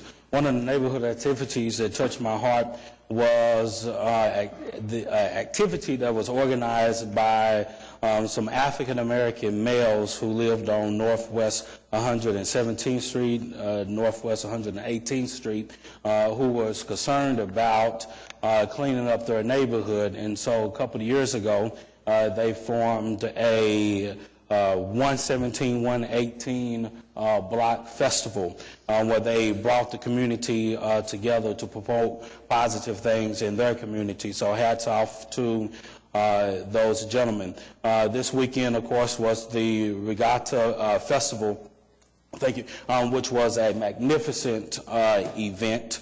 And also, if you all are interested in me playing the tuba, I will be actually marching with the Millwood Alumni Band this coming up Friday. This past Saturday, I had the opportunity to pick up the tuba the first time in 12 years. And so I still got it. I still know how to play the good old tuba. And that is my comments. Thank you, Mr. Mayor. I hope there's videotape on YouTube of that, John. I'm sure it will be. All right. City manager reports. Yes, Mayor. Earlier today, Council approved the next streetscape project for Project 180, and Eric Winger's going to bring us a short presentation about a little bit more detail about that project and what you can expect in the future beyond that project. Thank you, Mr. Flowers and Mayor and Council. I think as we introduce today and we look at the next phases of Project 180, we've obviously come a long way with 5 streetscape packages completed. We, of course, have completed the Mirror Botanical Gardens. We've completed the Bicentennial Park. And there's some additional streetscapes that I'm going to go through some detail today. But there's also some other projects that we'll update further in the future. But with the approval of Package 6A today, we've developed a phasing plan so that you can understand better about how that work will be put into place. And so we're looking forward into 3 additional bid packages. The first of those has been bid and now awarded with the council approval today. 2 more to come here shortly. We're taking some items that we experienced in packages 1 through 5, and so as you look at this first slide, this bid packages 6A and 6B, this identifies the areas that will be affected. What you see in yellow is 6A. What you see in orange is 6B. One of the reasons that we did separate 6 into 2 packages, of course, is the hub with the Santa Fe station, the work that will occur in front of that station on EK Gaylord. So having that work be separated so that it can be coordinated with the hub was important. So that work has not been bid. What has been bid to date is just 6A that you see here in yellow. The low bid was Rudy, $6.8 million, and I'll describe those phases here just a little bit more detail. Bid package 7 is identified on this slide in brown, and again, it'll be the third and final streetscape package of Project 180. These next few slides, I think, will show you the rate of progress of the work and how we expect that it will lay out. And one of the things that we're obviously very sensitive to is the impacts to businesses, the impacts to pedestrians downtown. As these projects move into the heart of downtown, there's a considerable amount of activity underway, and I'll point out a few key things where we've actually coordinated with the Memorial Marathon, we've coordinated with opening night and some of the other downtown events to make sure that streets that would be in those areas aren't affected. So as you see the work beginning here fall of 2013, you'll see that McGee and Robinson will go under construction here later this month of October with an expected completion in late spring. There's several items that are going to be included in this. Of course, there's still the utility work that will be underway, but the biggest difference that you'll note, you'll recall that we use concrete barricades and upper panels, graphic panels around the Myriad Botanical Gardens to separate construction from the pedestrian areas. We've done and have seen similar with the Devon construction and also the construction that's around Sandridge at this same time. That's going to be reinforced and implemented on these future packages so that the sidewalks can remain open and free of construction for those businesses that are going to be on those streets that are closed, in this case McGee and Robinson in this first phase. But as that work is completed, and you're going to notice also that only 2 to 3 blocks of construction are underway at one time. The contractor's going to be required to finish those blocks before they're going to be able to tear up additional blocks. And so something that's different than the original packages, there won't be 10 blocks of deconstruction before we start reconstruction. Moving on to the next phase, you'll see that as work is completed, we'll move on to McGee and Robinson in different sections. You'll see different blocks highlighted as we walk through this. The arrows on the drawings represent some of the detour routes that we've already started conceiving just to make sure that we've got access into and out of downtown. Moving on, and this will be in the spring of 14 into the fall of 14, you're going to see now the Package 7 work will start to take place. We're anticipating bidding Package 7 in late spring, but again, as we coordinate with the work that's already underway on Package 6A, you'll again see the attention to detail, trying to make sure that we keep as many streets and as many intersections open at one time. As we move into the early fall, you'll now see the first component of 7B. We anticipate that the coordinated efforts with the hub, we're engaging an architect now to start that process so that we can start master planning the Santa Fe, the improvements to Gaylord. You'll actually see now that Phase B, the 6B showing up on the lower right-hand drawing, starting to put Gaylord under construction as early as next fall. That work will extend into late spring 2015. And now as we move into late spring of 2015, you'll see the active number of blocks that are under construction start to reduce because, again, as we start 6A today, those projects will start to be completed. We'll then be working on 7 and 6B. So as we walk through this, you'll see intersections completed, new street segments going under construction. As we go from fall of 15 into the winter of 15, you'll see the concentrated efforts there on Gaylord into the winter of 15. You'll see us completing work with the rest of the packages in the summer of 16. So the balance of the approach is, again, to reduce a lot of the impacts to the downtown businesses, to encourage pedestrian access during construction, taking more of a systematic approach to construction, a few blocks at a time, a few intersections at a time, maintaining access throughout the process, keeping those barricades up to separate construction from other activities. But obviously, we'll work very closely with the local businesses. We're already out having those meetings and making sure that they're aware of upcoming construction and general timelines. And with that, I would be happy to answer any questions that you might have. All right. Questions for Eric about the Project 180 improvements we'll be making? Ed? Just a couple. One, I know everybody's assuming that the Oklahoma City Boulevard is just going to go as plan, but what, if the Federal Highway Administration were to say that they would prefer a grid alternative, and then you wanted to, I know you had concerns about north-south traffic, would that change your thoughts about any of these projects, or? You know, the only segment that I think that might be affected would be the north-south section of Gaylord that would abut the boulevard at that location. So this would be that area just east of the Chesapeake Arena, just west of the elevated railroad tracks. Obviously, as that information might become available, we'll coordinate that directly. Generally speaking, the Project 180 is actually more into the core of the downtown, so it's pretty far away from the boulevard, generally speaking. Just that one segment of boulevard would touch it. But on the western side, you don't think there'd be any? You know, I don't see us making any design changes. Again, we've already implemented the one-way conversion to two-way. Really now we're just doing the streetscapes and the beautification of the downtown area with the pedestrian benches, the new lighting, the concrete streets, the ADA accessibility. So I don't see any major functional changes to the streets. It really is a streetscape. Can you talk about, and I'm sorry, these are small and my eyes don't allow me to see exactly, but can you talk about integration with the streetcar, I mean, on the phases on the northern side that go along the route?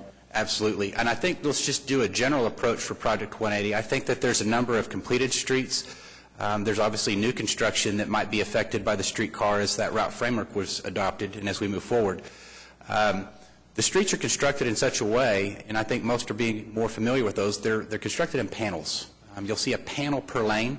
You'll see that there are expansion joints placed to make the easier removal of concrete once we finalize that route and begin construction of the route itself.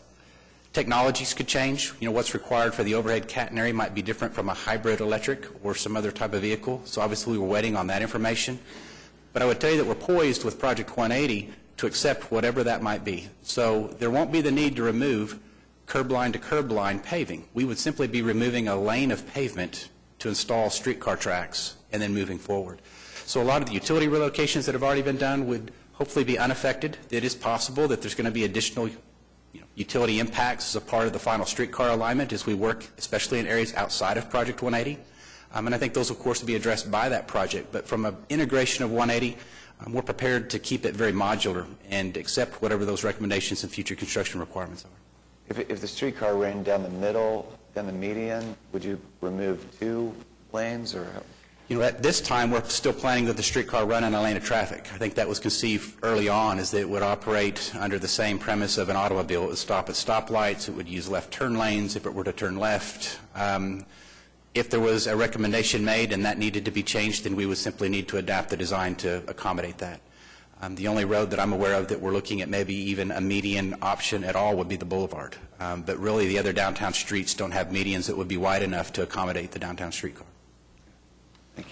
Eric, could I ask, what kind of meetings are you planning to hold with the business owners? Are you going to do block-by-block public meetings, or, you know, I know people are a little nervous. Right now they're being met with individually. So Ms. Shannon Cox, who was very assisting in the first rounds of the packages, is meeting with them. Of course, other staff, I think most of us are familiar with Michael Clark and a lot of his hard work. I mean, they're literally in the streets meeting with the business owners one at a time. If we find the need for a larger meeting, we definitely can do that. But we hope to still maintain through the city's website at okc.gov the downtown traffic advisories. It will advise of the future construction, and of course we'll keep the Project 180 links very active with any updates that we can provide. Okay. You might let me check with some folks just to see if maybe a meeting would be a good idea. I'd be happy to do that. To kind of give an overall picture and then keep individual property owners advised as we go through their plan. Absolutely. Thanks. All right. Anything else for Eric? All right, Eric, thanks. Thank you. I think that concludes city manager reports. All right. We have a series of people who have signed up to speak under Citizens to be Heard. I'll ask for them to keep their comments to 3 minutes in length. Royce Stafford.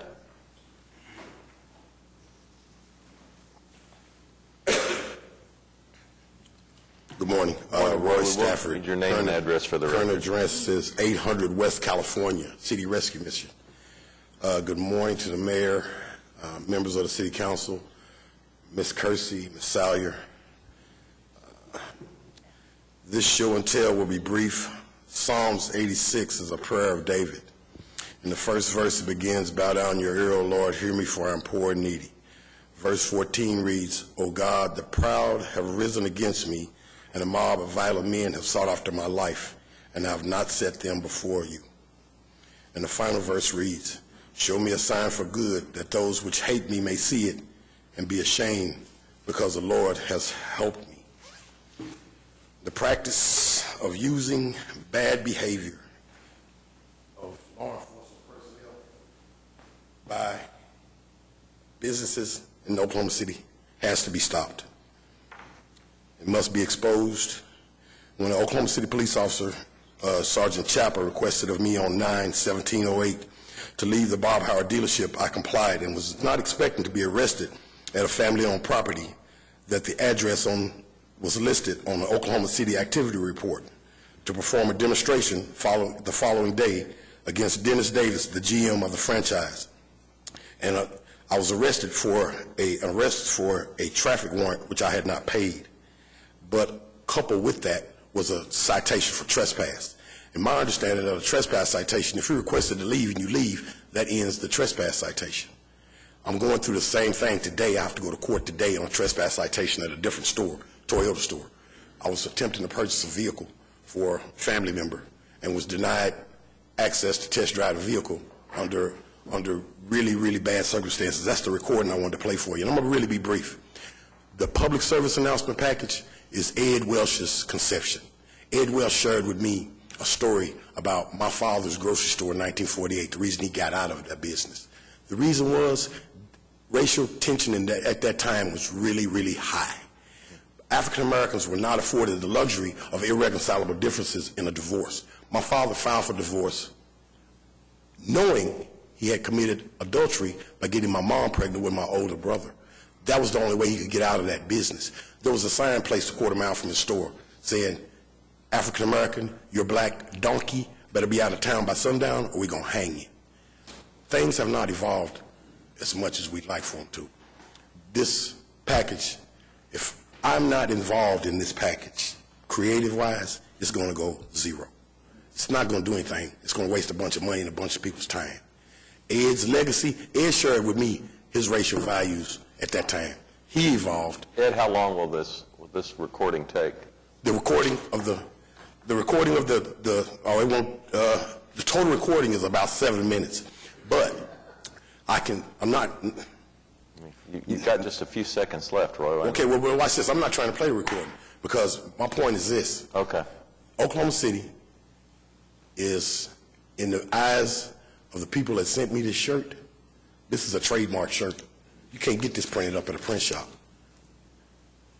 The guy that sent me this shirt was the information officer here for the FBI, left 2 years ago. He's involved with friends of the family on the East Coast. These people really want me to do what I'm doing. You know I haven't worked since 2008, 45 pounds overweight. You know my history. I mean, come on. Dexter, you know I've spoken of the company man. That's Dexter Nelson. You know, you don't know this whole story, but somebody in the hierarchy of the municipal government has read the transcripts and told me I should have never went to prison. Okay. They were trying to get somebody that was associated with me, and I don't do that. Roy, so thanks for coming down. All I'm saying, Mayor, this needs to be done. This needs to be done. And the way that it's getting done, it's going to be a waste of money. It's not going to be effective. We only get one chance to get the faith of the community back in law enforcement after all we've gone through. Thank you. Joe Sarge Nelson.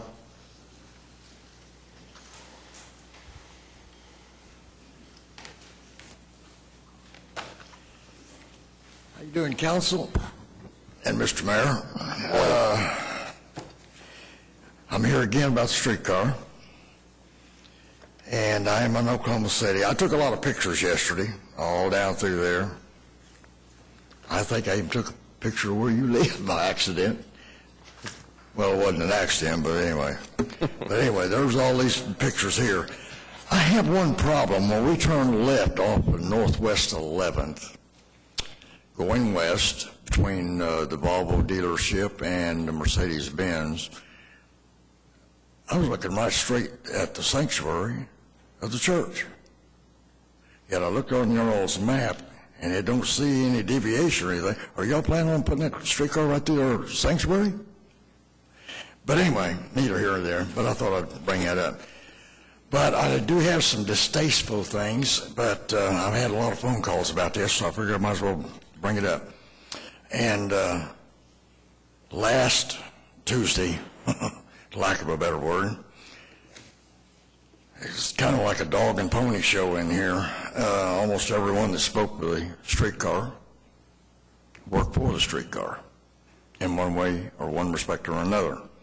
And the ones that were against it, the citizens, were from Ward 7 and the other people that live in that area. My problem being is that I've asked several times that we suspended the funding, this and that, what have you, to get things straightened out. But like the canal, the streetcar, and I, like I said, covers Bricktown, downtown, Midtown, and Auto Valley. I drove it personally, so I know that that exists. And no offense, Mr. Mayor, but a couple of people, I thought it was funny at the time. It's becoming known as McTown, and it kind of pushed the wrong button with me, but that was neither here nor there. This thing is going to become primarily entertainment because I don't see anybody being able to ride this thing. The businesses that are there are only open like 8 in the morning, 8 in the evening. Sundays, most of them aren't open at all. And if this thing's going to run 7 days a week, 24 hours a day, I'd like to know who in the world is going to pay for it, because the city ain't going to be able to pay for it. The streetcar that's being sold to us, as far as I was concerned, is kind of like Obamacare. That's financially sound, but it's not. I'd like to see some numbers put together, see they add up. And in reference to you, Mr. Mayor, you've done a lot of good things for this city. I will be the last one to say you haven't. But please don't let this streetcar become a legacy, because that's going to be a hard tag to carry around your neck for a long time to come. The only other thing that I had problems with is when the people got up here and talked, they talked straight about that streetcar. And what's planned down the road, that's all well and good. But over at the OU area, better known as the Health Science Center and the Capitol Complex over there, there's nearly 5,000 to 10,000, up to 40,000 people in that area, and the hospitals and the medical area that would ride that streetcar if it went in that direction. Now, I don't foresee people going to car parks, places, park their car and then get on a streetcar to go somewhere if they're already there. And the only offense that I took last week was one thing, and I'll tell you straight. And of course, this is not to offend anybody. I don't want this to offend anybody, but all these people did all this talking up here yesterday, and I really felt, Mr. Mayor, that you put Mr. Pettis right in the line of fire. It was totally uncalled for. You just tossed him in the flames, and he had no choice but to vote the way he did. I don't know if there was something going on behind the scenes that made that vote happen. I have no idea, no way to tell. No offense, Mr. Pettis. I just kind of resented the idea that 8 people up here are elected, and how in the world he got pointed at. And it really was quite offensive. The other thing that I had to be was the gentleman up here with the sign. He made references to Mr. Shadib in Ward 2 that were totally false. Steve Lackmeyer, the Daily Oklahoman, should get the dog show award, wherever it is, and show him sitting on a bone car. I don't know where he's going to get his next paycheck, but he was there and overheard that conversation. He could have straightened it out and used some phony technical journalistic idiocy and said that he wasn't going to do anything about it. And the man that was standing right up here was dead wrong. But anyway, I will be able to speak this week, next week, and on the 22nd, and that'll be the last time you'll see me at this hearing for a good long while. But anyway, it's been nice, it's been fun. Did I make you proud of me, Mr. McAtee? He's my ward counselor, by the way. Pete and Mr. Shadib and the rest of you. I know Mr. Jordan's proud of me. I ain't afraid to stand up and talk to him raw, face to face. And I wish you well, and good luck on being vice mayor. I do pay attention to the news. I really do. Thank you, Mr. Mayor. Council? Thanks, Joe. Butch Leonard.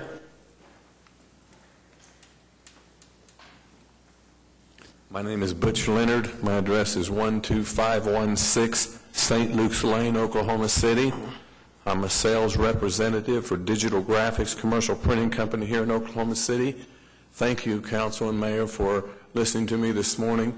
I've sent you a letter here. I sent you an email last week. The letter is a little different, talking about the electronic bidding system. It says in the article in the Journal Record that the responses could go from 5 to 6 to maybe as many as 80 to bids that we send out.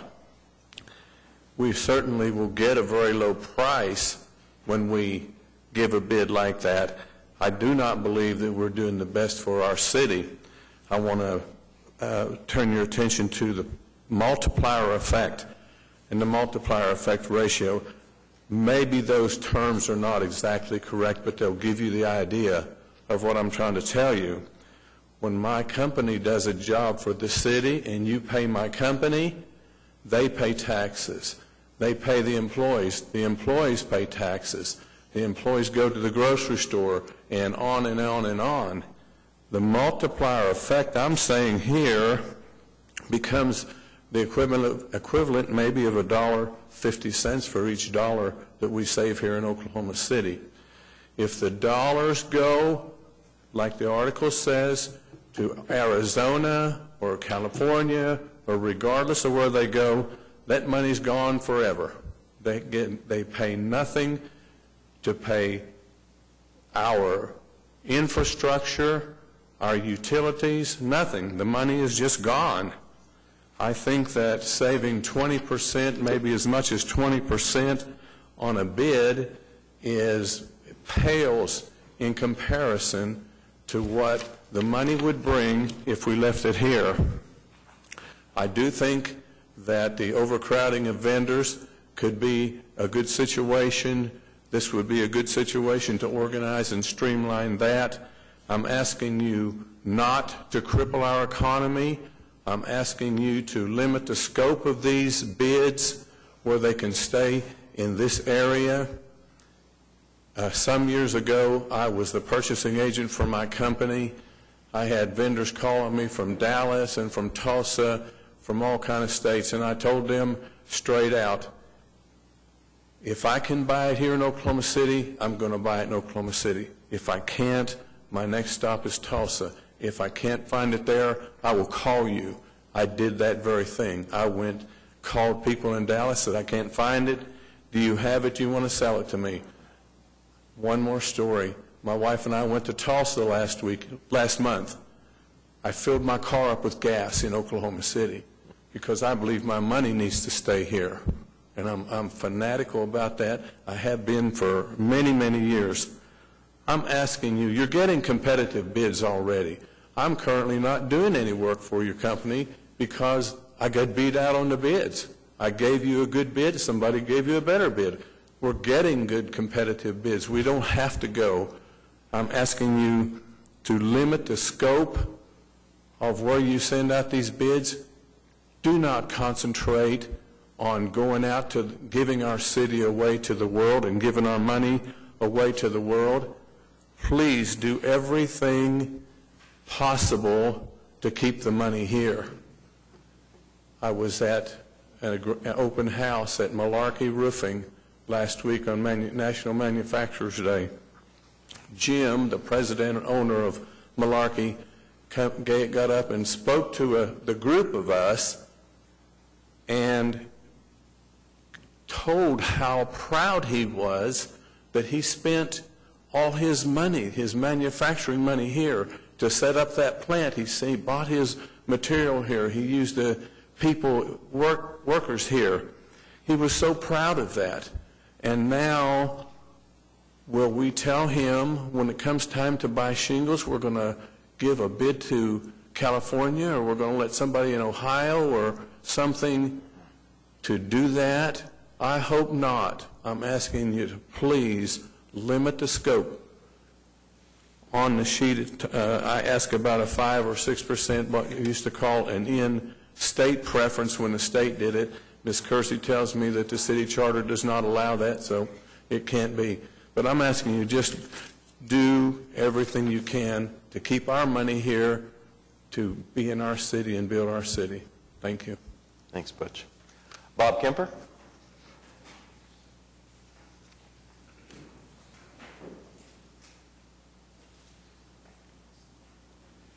Bob Kemper, 2604 Detmer Road, Oklahoma City, representing Kemper Consulting Group.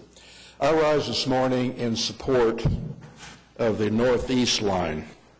Just a little bit of background. It was almost 2 years ago that I called the city manager and asked for a meeting that would be with the Union Pacific Railroad, the city manager, and other stakeholders and principals to discuss the possibility of acquiring some infrastructure that's needed for any kind of future commuter rail service. And that's the Bricktown lead and the trestle going up on the Burlington Northern Santa Fe behind what is now our hub. The meeting was well attended. We had the city manager's office. Several council members were in attendance, ACOG, COTPA, the chairman of the Oklahoma House Transportation Committee, and various other people. And at that meeting, it was determined that, yes, we do need to acquire this property, but UP's concern was and need was for a study to be conducted and for how Oklahoma City plans on separating those operations, say for the Northeast Line, perhaps for a line coming from Tinker Midwest City and Oklahoma City, how to separate those operations for liability purposes. They don't want to be liable for any kind of passenger service crossing freight railroad. And out of that meeting, we determined also that probably the easiest potential commuter rail service in central Oklahoma is on the Northeast Line. And the request was made from that meeting for a study to be conducted, which there was a presentation this morning. And I'm in full support of that report. I think they did an excellent job. However, it pulls up just a little bit short. In many private conversations I've had with Remington Park, the Venture District Association, with the Chickasaw Nation, and with other stakeholders in the area, they would all like to see this study extended, crossing Martin Luther King into the Adventure District, perhaps at Remington Park, do a land use study for a potential park and ride. And in these conversations, it also became apparent that there's a strong possibility for a public-private partnership in covering some of the operation and maintenance, but they want to explore this. Also in these conversations has been a discussion about creating a regional transportation authority. And under the existing law, the regional transportation authority can be enacted simply by passing a resolution of the governing bodies of any coterminous Oklahoma City, town, or county. For example, Oklahoma City and Oklahoma County, by resolution, can create a regional transportation authority and concurrently run that with an economic development authority under the same state statute. And so there is interest in going forward with this, and I compliment the city on taking this issue seriously and going forward with this study. However, again, it comes up a little bit short, and I want to urge the council, the mayor, the city manager to extend this, go across MLK, and see what we need for land use, what we need for a terminal, and how to integrate this better into what we have in downtown Oklahoma City. One last comment is that to a person in that area, they feel that the two major entertainment districts in Oklahoma City should be linked. They feel that they have been excluded from some of the planning and very much want to participate, and they'd like to see something happen. One last comment. I want to also thank Oklahoma City for remaining open and not closing for business. Thank you very much. Thanks, Bob. All right. Looks like we're done. We're adjourned.